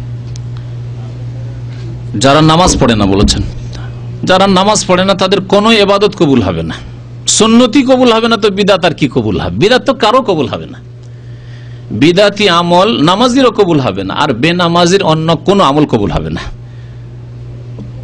নামাজ কবুল হওয়ার জন্য কালেমা শর্ত, মানে মুসলিম হওয়া শর্ত। কোনো হিন্দু যদি নামাজ পড়ে, খ্রিস্টান বলে আমাকে নামাজটা খুব ভালো লাগছে, নামাজটা পড়বো, আমার এক্সারসাইজও হয়ে যায়, প্রেশারটা হয়তো কমে যায়, হবে? তাহলে নামাজ পড়ার জন্য ইসলাম শর্ত, ঈমান শর্ত। ঠিক তেমনি রোজা, হজ, যাকাত, অন্য আমল করার জন্য নামাজ শর্ত। যে নামাজ পড়ে না, রোজা রেখে লাভ নেই, নামাজ না পড়ে না, মাতা পিতার সেবা করে লাভ নেই, কিছুই পাবে না, আখেরাতে কিছু হবে না। দুনিয়াতে হয়তো আল্লাহ একটু সুখে রাখবেন, কারণ মাতা পিতার সেবা করেছে। মান খাদামা খুদেমা, যে খেদমত করবে, সেবা করবে, তার সেবা করা হবে। আল্লাহ পাকের এটি নীতি যে সেবা করবে তার সেবা করা হবে। তো নামাজ না থাকলে যাকাত দিও লাভ নেই, হজ করে লাভ নেই, উমরা করে লাভ নেই, আর দান খেরাত করে লাভ নেই, কোনো লাভ নেই। নামাজ ঠিক করতে হবে। আলহামদুলিল্লাহ আমরা কালমাগো মুসলমান, মানে জন্মগত কলেমা পেয়ে গেছি। সুতরাং নামাজ 5 ওয়াক্ত ঠিক করলে সামনে রমজান মাস আসছে, কাজে আসবে, সুন্নতি কাজগুলি কাজে আসবে, আর বিদআত কারো কাজে আসবে না। বিদআত কারো কাজে আসবে। বেনামাজি যদি লাইলাতুল কদর সবে কদর করে রমজান মাসে, তবু কাজে আসবে না, কারণ বেনামাজির কোনো আমল করবে। ফজর পড়ে না, ফজর পড়ে না, মাগরিব ইফতার করলে সেই জন্য পড়বে, আর এশা তারাবির জন্য পড়লো, জোহর আসর হয়তো পড়েন না, কখনো পড়ে কখনো পড়েন না, তার কোনো আমল কবুল হবে না, রোজাও কবুল হবে না, নামাজও কবুল হবে না, হজ যাকাতও কবুল হবে না। সুতরাং আল্লাহকে ভয় করুন। এবং এটা কোনো বাড়াবাড়ি করে বলছি না, অনেকে হয়তো ভাবতে পারেন যেহেতু একটু ভয় দেখানোর জন্য অতিরঞ্জন, না, মোটেই না, সামান্য অতিরঞ্জন করে বলছেন। এটি হচ্ছে শরীয়তি হুকুম, যা আমি বিশ্বাস করি, যার প্রতি ঈমান রাখি, সেটি আপনাকে বললাম। যে নামাজ না ঠিক থাকলে নামাজের উপর অন্য আমলের ভিত, নামাজ ঠিক না থাকলে অন্য কিছু ঠিক থাকবে না। যেমন 2 তালা যদি না থাকে 3 তালা হইতেই পারে না। কেউ যদি বলে যে না একটা বিল্ডিং দেখলাম 2 তালা নেই 3 তালা আছে, অসম্ভব কথা, অসম্ভব কথা। সেই রকমই কেউ যদি বলে যে না নামাজ পড়ে না কিন্তু সে রোজা রাখলো, মাতা পিতার সেবা করলো, কেন নেকি পাবে না? পাবে না। যেমন 2 তালা নেই তার, নামাজ হচ্ছে 2য় তালা, আর 1ম তালা হচ্ছে ভিত হচ্ছে ঈমান এবং ইসলাম। ঈমান ঠিক থাকা, ইসলাম ঠিক থাকা, কালেমা লা ইলাহা ইল্লাল্লাহ ঠিক, শুধু কালেমা মন্ত্রের মতো পড়া নয়। এই জন্য ঈমান ইসলাম বলছি, কালেমার ব্যাখ্যা ঈমান ইসলাম হইতে হবে। ঈমান ইসলাম যেটা সেটা ঠিক থাকতে হবে। জি। যাকাতের সাথে রমজান মাসের কি সম্পর্ক? যাকাতের রমজানের সাথে কোনো সম্পর্ক নেই। আজকাল দেশাচার অভ্যাস হয়ে গেছে লোকের যে মোবারক মাস রমজান, সেই জন্য রমজান মাসে যাকাত দেব, এমন কোনো বিষয় নাই। যখন বছর পুরা হবে তখনই যাকাত ফরজ, যেই মাসে। আজকাল চাঁদের হিসাব ধরলে প্রায় 600 রিয়াল লাগে, এই বছরে জানলাম, কারণ চাঁদের রেট আপ ডাউন করছে। এর আগে 10-15 বছর আগে শেখ ইবনে উসাইমিন লিখেছেন যে যার কাছে 400 রিয়াল আছে তার নিসাব হয়ে গেছে। তাহলে 400-500 রিয়াল ধরে না, 500 রিয়াল বা 500 রিয়াল সমান বাংলাদেশি টাকা কত হবে? 9,000, তাই না? 9,000, 9,500, 9,000 টাকা যদি কারো কাছে থাকে, কোন মাসে জমা হইল? রমজান মাসে জমা হয়নি, তার জমা হয়েছে জিলহজ মাসে, হজের মাসে। তাহলে তার রমজানে 1 বছর পুরা হয়নি, তাহলে যাকাত ফরজ হয়নি। তার আবার 1 বছর পর জিলহজে গিয়ে এই যাকাত ফরজ হবে। তাহলে যাকাতের সম্পর্ক রমজানের সাথে মোটেই নেই। যারা মনে করে তারা ভুল মনে করে। তবে যদি কারো এরকম হয় যে নেশাব ওই রমজান মাসে হয়েছে, অথবা রমজান মাসে ফকির বেশি পাবো, রমজান মাসে একটু বেশি নেকি পাবো, সেই জন্য কিন্তু যাকাত বের করে দিতে হবে। যাকাতের রমজান মাসের সাথে কোনো সম্পর্ক, যাকাত 2 মাস আগে ফরজ, যার বিলম্ব করবে যাকাত বের করে আলাদা করে রাখেন, আলাদা করে রেখে দিয়ে দান করতে থাকেন, কিছু অঙ্ক রাখেন যে আমি এই বাকিটা রমজান মাসে দান করবো হয়তো। কিন্তু আপনি যাকাত বের করবেন অথচ 3 মাস আগে ফরজ হয়ে গেছে, এটি গুনার কাজ। যখন ফরজ হয় তখনই আদায় করতে হবে। লাইলাতুল কদর কি এবং কি করে বোঝা যাবে যে লাইলাতুল কদর মানে সম্মানিত রাত, কদরের রাত, যেটি রমজান মাসের শেষ 10 দিনের বেজোড় রাতে হবে। 5 দিনের যে কোনো রাতে হইতে পারে, আর সেটা পরিবর্তন হইতে থাকে, কোনো বছরে 21, কোনো বছরে 23, 25, 27, 29, একই রকম থাকে না। এটি হচ্ছে সহিহ হাদিসের আলোকে খুব সংক্ষেপের কথা। আর এ বুঝার কোনো প্রয়োজন না। আমাদের দেশের বিদাতি ধারণা যে সেই দিনে গাছপালা সেজদায় পড়ে যায়, আর যদি কেউ দেখে নিতে পারে, ছোটকালে শুনতাম এগুলি কথা, আর মনে মনে কত যে আকাঙ্ক্ষা হইতো যে একবার যদি দেখতে পেতাম গাছগুলি সিজদা করা অবস্থায়। বিদাতি ধারণার উপর লালিত পালিত যারা হয়েছে এইরকমই হয়। যদি আমাদের অবস্থা এরকম হয়ে থাকে শুনে তো আপনাদের অবস্থা ওইরকমই থাকতে পারে। এগুলো বিদাতি ধারণা, এগুলি কথা কোনো হাদিসেও নেই যে গাছপালা সেদিন সিজদা করে, কোনো হাদিস আজ পর্যন্ত পাইনি। যতদিন পড়িনি, বাল্য জীবনে ছিলাম, জাহেল মূর্খদের কাছ থেকে, মুরব্বী ওই মাতাব্বরদের কাছ থেকে শুনতাম যে সবে কাদারে সবকিছু সিজদা করে, ঘর বাড়িও সিজদা করে, আরে মসজিদও সিজদা করে। আশ্চর্য কথা, এগুলি কোথায় পেলেন? তো লাইলাতুল কদর হয়ে যাওয়ার পরে সকালবেলা সূর্য যখন উদয় হবে, তার যে কিরণ আছে বা যে তাপ আছে সেটা হালকা থাকবে, বলা হয়েছে লা শুআ আলাকা, হালকা হালকা হয়ে রৌদ্র থাকবে সকালবেলা, এটা হাদিসে বলা হয়েছে। এর বেশি এমন কিছু বলা হয়নি। আর সেই ফজিলত 1000 মাসের চাইতে বেশি নেকি পাওয়ার জন্য শর্ত নয় যে আপনাকে জানতে হবে যে আজকে হইলো কি হলো না। আপনি ইবাদত করে আপনার কর্ম আপনি করেন, আর সওয়াব দেনেওয়ালা আল্লাহ পাক সওয়াব দিবেন তার। লাইলাতুল কদর খায়রুম মিন আলফি শাহর, কদর রাত 1000 মাস অপেক্ষা উত্তম। এটার দাতা আল্লাহ। আপনাকে বলেছেন এমেলু, তুমি আমল করো, আমল করো, কর্ম করো, রাত জাগো, দেনেওয়ালা আল্লাহ পাক রব্বুল আলামিন। তুমি চাও যা চাওয়ার, তুমি চাও আমি দেব, আল্লাহ দিয়ে দিয়েছেন, হয়তো পরে বুঝতে পারবেন। আপনি দোয়া করলেন, আল্লাহ পাক দিয়ে দিলেন, হয়তো 1 মাস 2 মাস 6 মাস বুঝতে পারলেন, 1 বছর পরে বুঝতে পারলেন। আলহামদুলিল্লাহ, দেখেন আমি দোয়া করেছিলাম যে আল্লাহ আমাকে বিদেশে পৌঁছে থাকে, ভালো চাকরিটা পৌঁছে গেছে, আল্লাহ আমার রোগ ভালো করে দেখা গেলো, 1-2 মাস পরে রোগ এমনিতে ভালো হয়ে গেছে। তো অনেক সময় আপনার দোয়া কবুল হয়েছে যে কদরের রাতের, সেটা আপনি তাড়াতাড়ি বুঝতে পারতে পারেন, অথবা দেরি করে বুঝতে পারেন হয়তো, অথবা নাও বুঝতে পারেন, অনেক সময় বুঝতে পারলেন না, কিন্তু আল্লাহ পাক মহা বিপদ থেকে আপনাকে উদ্ধার করেছেন হয়তো। নবী সাল্লাল্লাহু আলাইহি ওয়াসাল্লাম দোয়ার বরকত সম্পর্কে এরকমই বলেছেন। জি। হাদিসে আছে যে রাসূলুল্লাহ সাল্লাল্লাহু আলাইহি ওয়াসাল্লাম বলেছেন কবরের উপর ঘর বানানো হারাম, কিন্তু রাসূলুল্লাহ সাল্লাল্লাহু আলাইহি ওয়াসাল্লাম কবরের উপরে কিভাবে গম্বুজ সহ ঘর বানানো? নবী সাল্লাল্লাহু আলাইহি ওয়াসাল্লামের কবরের উপরে ঘর বানানো হয়েছে না ঘরে কবর দেওয়া হয়েছে? হ্যাঁ, তাহলে আপনি প্রশ্নই করেছেন ভুল। কি করে নবী সাল্লাল্লাহু আলাইহি ওয়াসাল্লামের কবরের উপরে ঘর বানানো হয়েছে? কথা ভুল। নবী সাল্লাল্লাহু আলাইহি ওয়াসাল্লামের কবরই দেওয়া হয়েছে কোথায়? ঘরের মধ্যে। আর নবী সাল্লাল্লাহু আলাইহি ওয়াসাল্লাম বা আম্বিয়া সম্পর্কে হাদিস এর আগে বলেছি যে নবী সাল্লাল্লাহু আলাইহি ওয়াসাল্লামের হাদিস রয়েছে যে কোন নবী সম্পর্কে আল্লাহর বিধান হচ্ছে যেখানে ফত হবেন, ইন্তেকাল করবেন, সেখানে তাকে দাফন করতে হবে, স্থান নন্তরিত করা যাবে না, ওখান থেকে অন্য জায়গায় নিয়ে যাওয়া যাবে না। নবী সাল্লাল্লাহু আলাইহি ওয়াসাল্লামের ইন্তেকাল হয়েছে মায়েশা রাদিয়াল্লাহু তাআলা আনহার কক্ষে, ঘরে, আর সেখানে তাকে দাফন করা হয়েছে এই শরীয়তের বিধান মোতাবেক। কিন্তু আমার আপনার জন্য না, এই বিধান নাই যে আমার যেখানে ইন্তেকাল হবে, যেই ঘরে বাসা বাড়িতেও সেখানে দাফন করবেন, অথবা আমার নিজের বাড়িতে ওখানে দাফন করবেন, জায়েজ না এটা। আমাকে আপনাকে যতই বড় আলেম হয়ে যাক না কেন, আর যতই বড় কেউ দিনের মানে পরেশগার আল্লাহওয়ালা হয়ে যাক না কেন, দাফন করতে হবে কবরস্থানে, কবরস্থানে। জি। ঋণ পরিশোধ না করলে পরিণাম কি? ঋণ পরিশোধ না করে যদি কেউ মারা যায় তো আল্লাহ মাফ করবেন না। বহু হাদিস রয়েছে এই মর্মে। আমার একটা বক্তব্য আছে, গত 1 বছর আগে করেছি, আমি এই সম্পর্কে বিস্তারিত সব হাদিসগুলিতে উল্লেখ করেছি। একটি হাদিস শুধু শোনাচ্ছি নবী সাল্লাল্লাহু আলাইহি ওয়াসাল্লাম শহীদ সম্পর্কে। শহীদের কত মর্যাদা! নবীর পরে নবীন ও সিদ্দিকিন ও শুহাদা, শহীদের মর্যাদা। শহীদকে আল্লাহ পাক কাল কিয়ামতে কোনো জিজ্ঞাসা বিনা হিসাবে জান্নাত। শহীদের প্রমাণ হচ্ছে আল্লাহ এই যে দেখো তোমার রাস্তায় রক্ত নিয়ে এসেছি, কিন্তু তাও আল্লাহ মাফ করবেন না যদি ঋণ অবস্থায় মারা যায়। ইউগফারু লিশ-শাহীদি কুল্লা যামবিন ইল্লা আদ-দাইন, সমস্ত গুনাহ আল্লাহ মাফ করে দেবেন শহীদের, কিন্তু ঋণের গুনাহ আল্লাহ মাফ করবেন না। নাফসুল মুআল্লাক,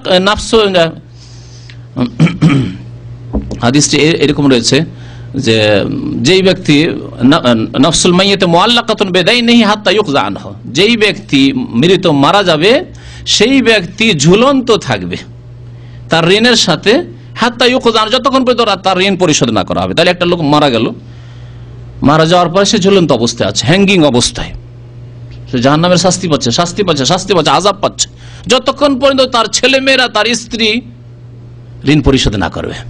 এই জন্য যা ধন সম্পদ ছেড়ে গেছে সেই ধন সম্পদ ভাগ করার আগে প্রথম দেখতে হবে যে ওর কত টাকা ঋণ আছে। সমস্ত ধন সম্পদ জমি জায়গায় যদি বিক্রি করতে হয় তো বিক্রি করে আগে ঋণ শোধ করতে হবে। ঋণ শোধ করে যদি জমি জায়গা বাঁচে তাহলে ছেলে মেয়েরা ভাগ করবে, না হলে কোনো ভাগ নেই। এটি হচ্ছে ফারাইজ। আলেমদেরকে জিজ্ঞাসা করে যে ফারাইজের তরতিব কি? প্রথম দাফন কাফনের খরচ যদি ফ্রি না হয়, আমাদের সাথে অনেক সময় ফ্রি হয়ে যায়, গ্রামের লোকই করে দিল, কিন্তু ফ্রি না হয় তাহলে ওর পয়সা দিয়ে করতে হবে, ধন দৌলত দিয়ে, টাকা দিয়ে, আর তারপরে ঋণ পরিশোধ করতে হবে, তারপরে ওসিয়ত বাস্তবায়ন করতে হবে। যদি বলে থাকে মসজিদে এত টাকা দিয়ে দিই, ওটা দিতে হবে, তারপরে ভাগ করতে পারবে। তাহলে ভাগ চতুর্থ স্তরে গিয়ে। আর আমাদের দেশের মানুষ মারা যেতেই হিসাব হয়ে গেছে, আমার বাপের এত টাকা পাবো, হ্যাঁ, আমার ভাইয়ের এত টাকা পাবো, আমার মায়ের এত সম্পদ পাবো, এত বিঘা জমি পাবো, সব হিসাব পরে আগে ঋণ পরিশোধ করুন। আমাদের দেশে তারাবি নামাজ অতি দ্রুত হয়, এতে মনে প্রশান্তি আসে না। এই অবস্থায় আমি ঘরে স্ত্রীর সাথে জামাত করতে পারবো কিনা? তারাবির নামাজ এত দ্রুত হয় ইন্ডিয়া, বাংলাদেশ, পাকিস্তানে, বিশেষ করে যারা 20 রাকাত তারাবি পড়ে আর এত দ্রুত পড়ে, এই নামাজ হবে না। কারণ বুখারী শরীফে হাদিস আছে যে এক সাহাবী নামাজ পড়লো খুব তাড়াতাড়ি করে, তারপরে এইরকম তারাবির মতো তাড়াতাড়ি করেননি, এত তাড়াতাড়ি করেনি, তারপর তাকে 3 বার করে নবী সাল্লাল্লাহু আলাইহি ওয়াসাল্লাম ফিরালছেন, যাও নামাজ পড়ো, যে ফাসাল্লি ফাইন্না কালাম তো সাল্লে, যাও ফিরে যাও, আবার নামাজ পড়ো, তোমার নামাজ তুমি পড়োইনি, নামাজ মানে নামাজ হয়নি। আর এইরকম দ্রুত নামাজ হবে না। তারপরে কোরআন তেলাওয়াত এইরকম দ্রুত জায়েজ না।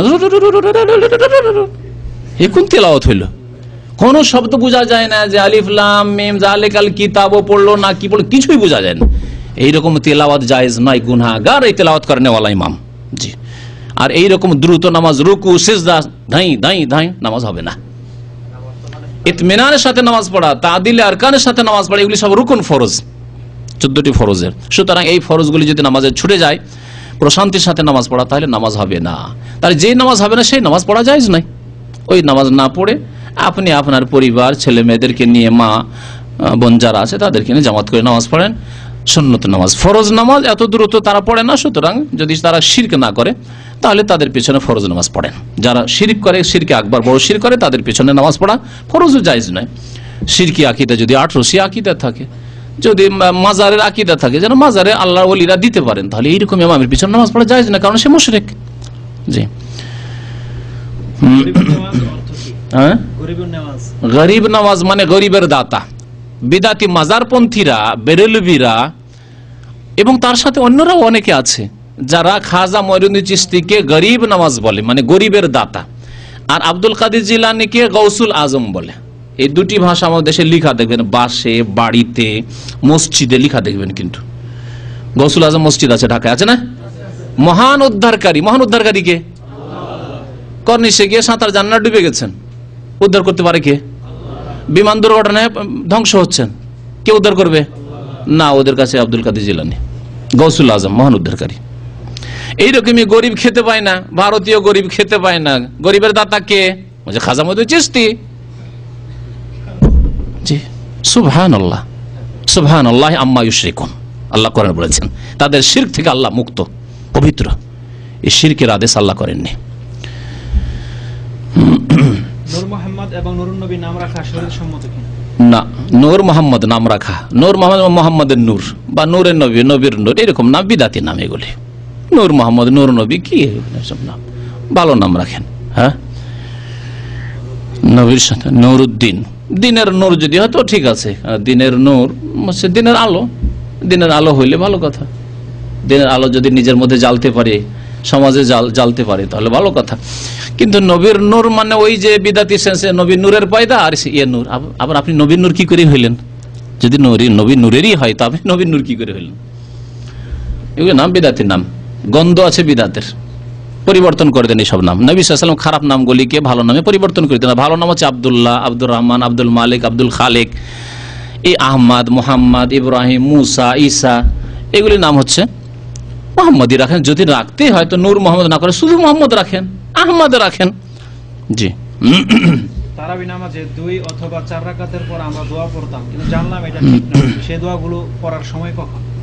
তারাবির প্রত্যেক 4 রাকাতের পর আমাদের দেশে যে দোয়া পড়ে না, কোনো সহিহ হাদিস দ্বারা প্রমাণিত না। সুবহানাজিল মুলকি ওয়াল মালাকুত এরকম করে পড়ে, তাই না? কোনো প্রমাণিত না। সুতরাং এই দোয়া পড়া নাই। 2 রাকাত করে নামাজ পড়বেন। 4 রাকাতের পরে যেহেতু লম্বা নামাজ হইতো, এই জন্য সাহাবায়ে কেরাম তাবেঈনরা বিরতি দিতেন। এখন লম্বা নামাজ হয় না, সুতরাং বিরতি দেওয়ার কোনো যুক্তি নেই। তবে আজকাল মানুষ শখ করেও পানি খাচ্ছে। এই দেশে পিপাসা লাগেনি, কিন্তু সামনে পানি রাখা আছে, এ ম্যানুয়াল অর্ডার কি আর বাসায় গিয়ে পাবো? তো 1-2 বোতল তো খেতেই হবে। তো এই পানি খাওয়ার বাহানাতে এখানকার ইমামরাও একটু বিরতি দিচ্ছে, যে খাও, পানি টানি খাও একটু। তো 4 রাকাত পরে একটু বিরতি দিচ্ছে। কোনো যুক্তি নেই যে 5 মিনিট লাগে 2 রাকাত পড়তে, আবার তার মধ্যে আবার বিরতি কি? 5-10 মিনিট নামাজ পড়ে আবার বিরতি? আরে 2 ঘন্টা নামাজ হয়েছে, 2 রাকাত 4 রাকাত নামাজ পড়ে 2 ঘন্টা 3 ঘন্টা হয়ে গেছে, তাহলে একটু রেস্টের প্রয়োজন, হাত পা ব্যথা হয়ে গেছে, সেই জন্য তখন বিরতি। এই জন্য তারাবির নাম তারাবি। প্রত্যেক 4 রাকাতে পরে তারবিয়াহ দেওয়া হইতো, মানে রেস্ট দেওয়া হইতো। আজকাল ওই রকম নামাজ নেই, সুতরাং 2 রাকাতের পরে 4 রাকাতের পরে বিরতির কোনো যুক্তিও নেই।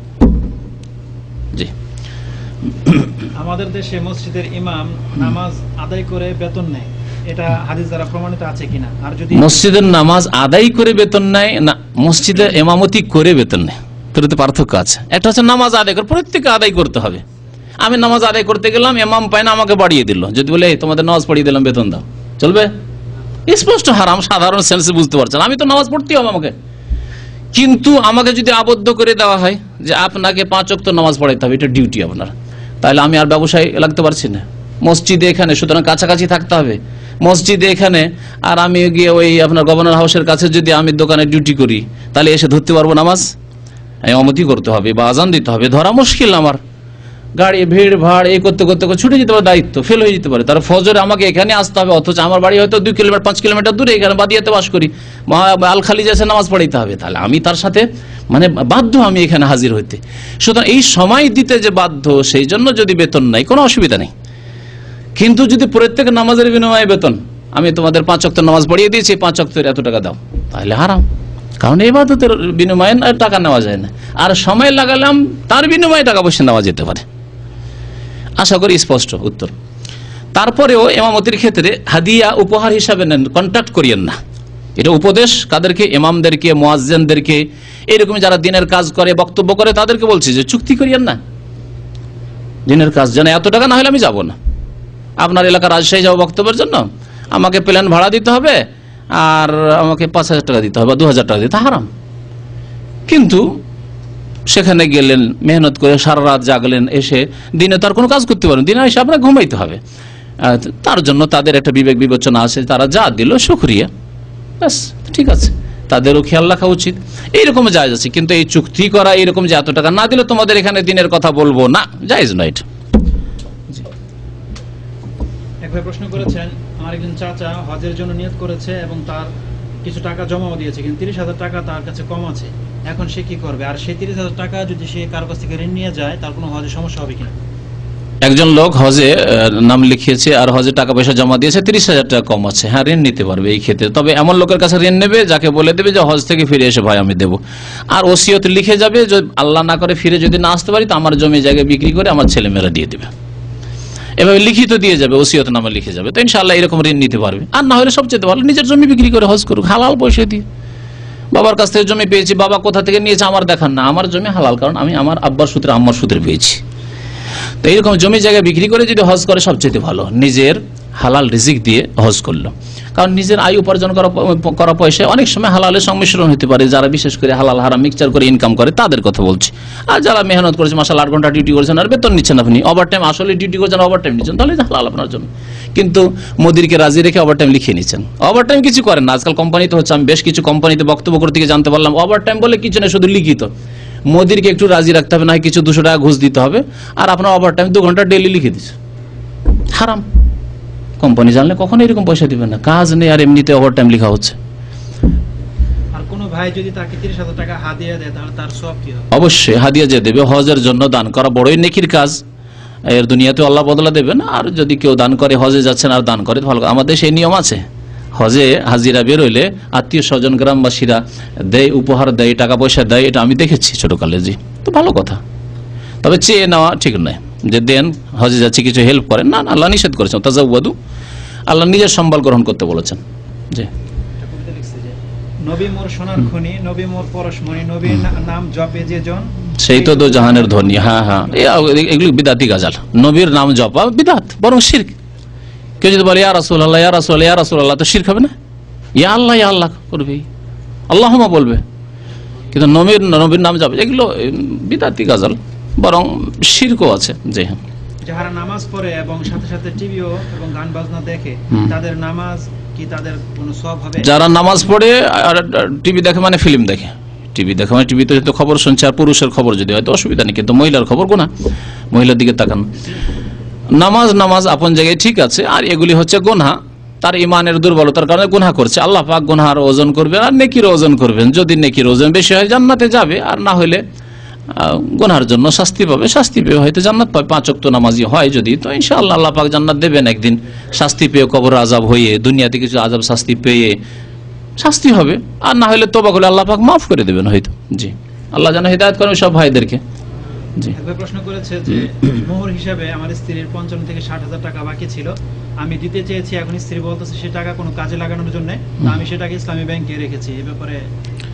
মোহরের টাকা স্ত্রীকে দিতে চেয়েছে, স্ত্রী বলছে কোনো কাজে লাগাও, যেহেতু আপনি মালিক, মহিলার টাকাটা নিয়ে ওর কাছে জমা থাকবে, আর হয়তো প্রত্যেক বছর জাকাত দিয়ে দিয়ে মাইনাস হয়ে যাবে। ওর চাইতে ভালো যদি টাকাটা বাড়িয়ে দিতে পারেন তো ভালো কথা। এই বাড়িয়ে দেওয়ার জন্য সবচাইতে ভালো হচ্ছে যে তার নামে জমি জায়গায় লিখে দেন, যাতে আপনি আর কখনো হস্তক্ষেপ না করতে পারেন। তার নামে জমি জায়গায় যদি লিখে দিয়ে দেন বা জমি কিনে দিয়ে দেন, তাহলে আল্লাহ না করে তালাক হয়ে গেল, আর কেড়ে নিতে পারবেন না, কারণ ওর নামে হয়ে গেছে। কিন্তু ইসলামী ব্যাংকে এখন কার নামে রেখেছেন এটা হচ্ছে বিষয়। যদি স্ত্রীর নামে থাকে তাহলে ভালো কথা, তাহলে আল্লাহ না করে তালাক হয়ে গেল, মোহর ওর হক চলে গেল ওর কাছে, ওর হক ওর কাছে চলে গেছে। কিন্তু সম্পর্ক খারাপ হয়ে যাওয়ার পরে আপনার নামে যদি থাকে, আর যতই আপনি হিতাকাঙ্ক্ষী হন স্ত্রীর যে ওকে দেব, স্ত্রী তালাক হয়ে গেলে আপনি দেবেন না, বেঈমানি করে নেবেন তখন আপনি, সেজন্য আর এটা আপনার হক নাই। কারণ তার ইজ্জত আপনি যখন আপনি ভোগ করেছেন তখনই আপনার জন্য মোহর ফরজ হয়ে গেছে, মোহর তার হক, জি। হ্যাঁ, স্বামী মারা যায় তো আত্মীয় স্বজন কাকে মোহরের টাকা স্বামীর বাপ মাকে কেন দেবে? হ্যাঁ হ্যাঁ হ্যাঁ, আত্মীয় স্বজন। আচ্ছা, স্বামী যদি মরে যায়, থাক, আমাদের ভাই ভালো কথা বলেছে, আপনি নিজের অ্যাকাউন্টে মোহরের টাকা রেখেছেন, অথচ আপনার স্ত্রীর টাকা, আপনি মরে গেলেন, তখন অ্যাকাউন্ট থেকে টাকাটা তুলে নিয়ে আসবে, আপনার বাপ ভাইরা তুলে নিয়ে এসে ওরা ভাগ করে আপনার স্ত্রীকে দেবে না হয়তো। সেই জন্য এরকম করা জায়েজ নয়। সবসময় মানুষ মুসলিম সতর্ক থাকবে যে অপরের হক আমার কাছে কেন রাখবো। এই মর্মে আমানতের কথা শোনেন, আমানত যারা রাখে, আমানত যদি আমার কাছে রাখেন, আমানত আমি ধার নিই আপনার কাছে, আপনি বলছেন ভাই আমার কাছে রাখতে টাকাটা অসুবিধা, আপনার কাছে রাখেন, তাহলে এই টাকা আল্লাহ না করে যদি হারিয়ে যায় তাহলে কি হবে? এই মাসলা হারিয়ে গেল, চুরি হয়ে গেল, নষ্ট হয়ে গেল, এতে আমার কোনো ত্রুটি নেই, আমি যথাসাধ্য হেফাজতের চেষ্টা করেছি, ফেরত পাবে না পাবে না? হ্যাঁ বলছে পাবে। আমি ধার চাইনি, আগে বলেছি দুটা মাসলা, একটা হচ্ছে আমি ধার নিয়েছিলাম, ধার নেওয়ার পরে পকেটে নিয়ে যাচ্ছে, রাস্তায় যে ছিনতাই হয়ে গেল, এটা একটা মাসলা। এর উত্তর কি হবে? দিতে হবে, কারণ আমি ধার নিয়েছি, আমার জিম্মায় চলে এসছে ওটা। আর আমি ধার নিইনি, আমাকে বললো যে আপনি আমানত রাখেন, টাকাটা যখন চাইবো দেবেন, আমানত রাখো হেফাজতের জন্য, আর টাকাটা ছিনতে হয়ে গেল রাস্তায় গিয়ে, তাহলে দিতে হবে না, কারণ আমি আমার গরজে নিইনি, আপনি আপনার গরজে হেফাজতে রেখেছেন। এটা জেনে নিয়ে কারো কাছে আমানত রাখবেন, এই মাসলা জেনে নিয়ে। হ্যাঁ, যে জমা রেখেছে, যাকে এতটা বিশ্বাস করেছেন যে তার কাছে এত টাকা আমানত রাখতে পেরেছেন, সেই ব্যক্তি যদি বলে যে ভাই ছিনতাই হয়ে গেছে, সেটাও বিশ্বাস করতে হবে আপনাকে অবশ্যই, আর না হলে আপনি রাখেন না, রাখেন না আপনি। জি, সাবধান, সতর্ক। সুতরাং আমানত রাখার ক্ষেত্রে সতর্ক হবেন। যেই সব ভাইয়ের আমানত রাখেন তারা এতটুকু অন্তর নিয়ে যে যেই ভাইয়ের কাছে আমানত রেখেছে আমি এতটা বিশ্বাস করি তাকে, এবং তিনি এতে কোন রকমের গাফিলতি করবেন না হেফাজতে, নিজের মাল যেমন হেফাজত করেন তেমনই হেফাজত, কিন্তু আল্লাহ না করে যদি লা কাদ্দার আল্লাহ এরকম যদি হয়ে যায় তাহলে পাবেন না ফিরিয়ে আপনি।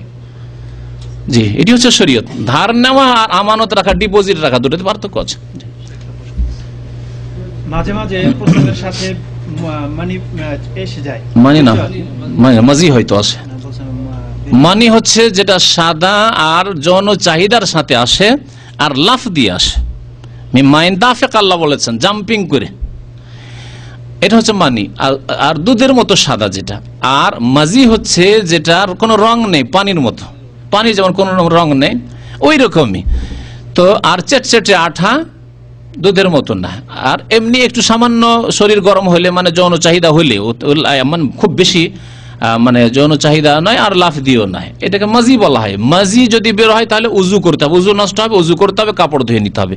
আর মানি যদি যৌন চাহিদার সাথে আসে, পেশাবের সাথে হোক, আগে হোক, পরে হোক, তাহলে তাতে গোসল ফরজ হবে, গোসল ফরজ হবে। তবে কেউ যদি রোগী হয়, রোগের কারণে যখন তখন তার বীর্য বেরিয়ে যাচ্ছে বারবার, তাহলে তার বিষয় আলাদা, সে চিকিৎসা করাক, এবং বারবার গোসল করা অসম্ভব হলে তখন ওই অবস্থায় ওইভাবে নামাজ পড়ে, যেমন বহুমূত্র রোগীর যে বিধান রয়েছে, পেশাব টপ টপ টপ টপ করে পড়তেই আছে, এরকম লোক নামাজের অবস্থায় পেশাব টপ টপ করে পড়ছে, আজকাল যে পাম্পার্সের ব্যবস্থা আছে, অথবা কাপড় দিয়ে বেঁধে রাখবে, আর বেঁধে রেখে নামাজ পড়বে, নামাজ পড়তে হবে, যাতে মসজিদ নাপাক না হয়ে যায়, কিন্তু নামাজ পড়তে হবে। জি, আজকালকার এক শ্রেণীর প্যান্ট পরা লোকেরা বলছে আমার কাপড় খারাপ, কাপড় খারাপ, সবসময় কাপড় খারাপ থাকে, নামাজ পড়বে না সেই জন্য। কাপড় খারাপ থাকলেও নামাজ পড়তে হবে। প্রথম কথা, মুসলিমের কাপড় কেন খারাপ থাকবে? আর তোমার যদি বহুমূত্রের মতো সবসময় পেশাব টপটা পড়তেই থাকে, অথবা মহিলার মতো মাসিক আসতেই থাকে, তবু নামাজ পড়তে হবে, তবু নামাজ পড়তে হবে। যারা বলে কাপড় খারাপ সেজন্য মেহমান, বিশেষ করে নামাজির বাড়ি মেহমান যদি হয়, নামাজি আত্মীয় তার বাড়ি গিয়েছে, এখন নামাজ পড়তে তো বাধ্য, নামাজ পড়তে বলে যে কাপড় খারাপ, কি মহিলা কাপড় খারাপ? হ্যাঁ, জি, দাঁড়িয়ে পেশাব কেন করবে একজন মুসলিম? যদি ছিটার আশঙ্কা থাকে দাঁড়িয়ে পেশাব করবে না। কাপড় বাঁচাতে হবে, শরীর বাঁচাতে হবে নাপাকে থেকে। নামাজ কোন অবস্থায় মাফ নেই যতক্ষণ হুঁশ আছে। ডিউটির সময় হয়, যদি নামাজের রক্ত চলে যাওয়ার আশঙ্কা থাকে, কাপড় একটা বেঁধে যাবেন। যদি এইরকমই হয় যে আমার কাপড় মাঝে মাঝে খারাপ হয়ে যেত, একটা কাপড় এক্সট্রা বেঁধে যাবেন, কাপড় বদলানো সম্ভব যদি হয়। আর যদি কাপড় না থাকে তাহলে নামাজের ওয়াক্ত পার করা চলবে না, যেই ওয়াক্তের নামাজ সেই ওয়াক্তেই পড়তে হবে। জোহরের নামাজ পড়বেন মাগরিব পরে, তা চলবে না।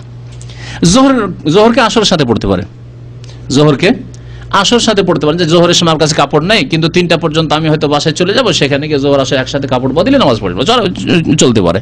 জোহর আসর জামা করা যেতে পারে, ওইরকম মাগরিব এশা জামা করা যেতে পারে।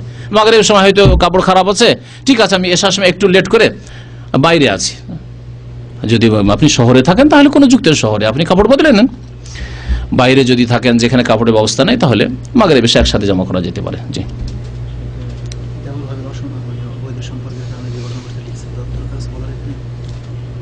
যে কোনো জেনার কি তো আসল মশলা কি জিজ্ঞেস করছে? জিজ্ঞেস করছে যে অসম্পর্ক হওয়ার কারণে মানে সন্তান হওয়ার পরে ওটা স্বামী জানতে পারছে এবং স্বামীর কাছে সে তওবা চেয়েছে এবং স্বামীকে এটা নাকি নিয়ে বসবাস করতে পারবে কিনা। এক ভাই জিজ্ঞাসা করেছেন যে এক পুরুষ তার ভাবির সাথে কুকাজ করেছে, এখন তারপরে এই ঘটনা স্বামী জানতে পেরেছে, মানে তার বড় ভাই জানতে পেরেছে, তারপরে এখন সে মহিলা তওবা করেছে, এখন তাকে নিয়ে ঘর করে খেতে পারবে কিনা? যদি নেক লোক হয়, সৎ লোক হয় স্বামী, তাহলে জেনাকারী মহিলাকে নিয়ে বসবাস করা যায় না, নেক সৎ লোকদের জন্য। আর যদি দেখা যায় যে সেও এই ধরনের চরিত্রের, তাহলে তো আল খাবিসাত লিল খাবিসিন, খবিস মহিলার জন্য খবিস পুরুষ রয়েছে। খালেস অন্তর থেকে তওবা যদি করে, আর ইসলামিক শাসন নেই, ইসলামিক শাসন থাকলে তো এসব প্রশ্নে ওঠে না, জেনা প্রমাণ হয়ে গেছে, তার জন্য ইসলামী দণ্ডবিধান রয়েছে, তাহলে বিবাহিতার জন্য যে শাস্তি রয়েছে বা বিবাহিতার জন্য যে শাস্তি রয়েছে তো বুঝতেই পারছেন। কিন্তু যেহেতু ইসলামী দণ্ডবিধান অধিকাংশ মুসলিম দেশগুলিতে নেই, শুধু মুসলিম দেশ, ইসলামিক দেশ নয়, সেই জন্য এই ক্ষেত্রে যদি খালেস অন্তর থেকে তওবা করে আর যদি কেউ মাফ করে আর রুচির সাথে সে রাখে, সসম্মানে রাখে, ইজ্জতের সাথে, ইমসাকুম বিমারুফিন আও তাসরিহুন বিইহসান, সম্মানের সাথে রাখতে হবে। এমন নয় যে রেখে তো দিলাম কিন্তু যখন তখন ওকে ঘোষা দেওয়া, এই তোর চরিত্র খারাপ, তুই পরনষ্ট, বদ অভ্যাস তোমার, না, জায়েজ নয়। রাখলে সম্মানের সাথে রাখেন, তওবা করে নিয়ে ভুলে যান, আর না হলে যদি বলেন না এটা ভোলা যাবে না, তাহলে খবরদার রাখবেন না, রাখা যায় না। আও তাসরিহুন বিইহসান, সদ আচরণের সাথে তাকে বিদায় করে দেন, যে তোমাকে আমি রাখতে পারবো না, কারণ সারা জীবন আমার মনে এই কথা আসবে, আর আমি একজন ভালো মানুষ, সুতরাং খারাপ স্ত্রীকে রাখবো না। তোমার জন্য আল্লাহ প্রশস্ত রেখেছে দুনিয়া, অন্য ভালো স্বামী আল্লাহ হয়তো মিলিয়ে দেবে, আর আমার জন্য আল্লাহ কোনো ভালো স্ত্রী মিলিয়ে দেবে। এটি হচ্ছে শরীয়ত। আর রাখবেন, আবার যখন তখন ওকে আঘাত দেবেন, যখন তখন কষ্ট দেবেন, কোনো একটু সমস্যা হইলেই তখন ওইটা সবগুলিকে একসাথে কালেকশন করে একবারে মানে উথাল পাতাল শুরু করে দিবেন, জায়েজ নয়, এইভাবে রাখা জায়েজ নয়। যে স্ত্রী স্বামীকে তালাক দিতে পারবে কিনা? হ্যাঁ, কি বললেন? হ্যাঁ, বাচ্চা, বাচ্চা মানে হারাম বাচ্চা, হারাম বাচ্চা হয়েছে যেটা, সেটা মায়ের সাথে সম্পর্কিত হবে, বাপের সাথে নয়। মানে ওই যে জেনা করেছে পুরুষ তার সাথেও না, আর যে আসল স্বামী তার সাথেও না, যেহেতু তার নয়, এই বাচ্চা শুধু মায়ের বাচ্চা। যেমন ইউরোপ আমেরিকার সিস্টেম, বাপের খোঁজ নেয় ওই দেশে, সেজন্য মায়ের সাথে সম্পর্ক, ওই দেশে মায়ের নামের সাথে রিলেটেড। স্কুল অ্যাডমিশন, স্কুল কলেজের অ্যাডমিশনে ওই সব দেশে কি হয়, মায়ের সাথে রিলেটেড করে, অমুকের ছেলে মানে অমুক মহিলার, লেডির ছেলে, কারণ ওই দেশে ম্যাক্সিমাম যারো সন্তানই জন্মায়। তো এইরকমই যারো সন্তানের নিসবত হবে, সম্পর্ক হবে মায়ের সাথে, আল ওয়ালাদু লিল ফিরাশ। জি।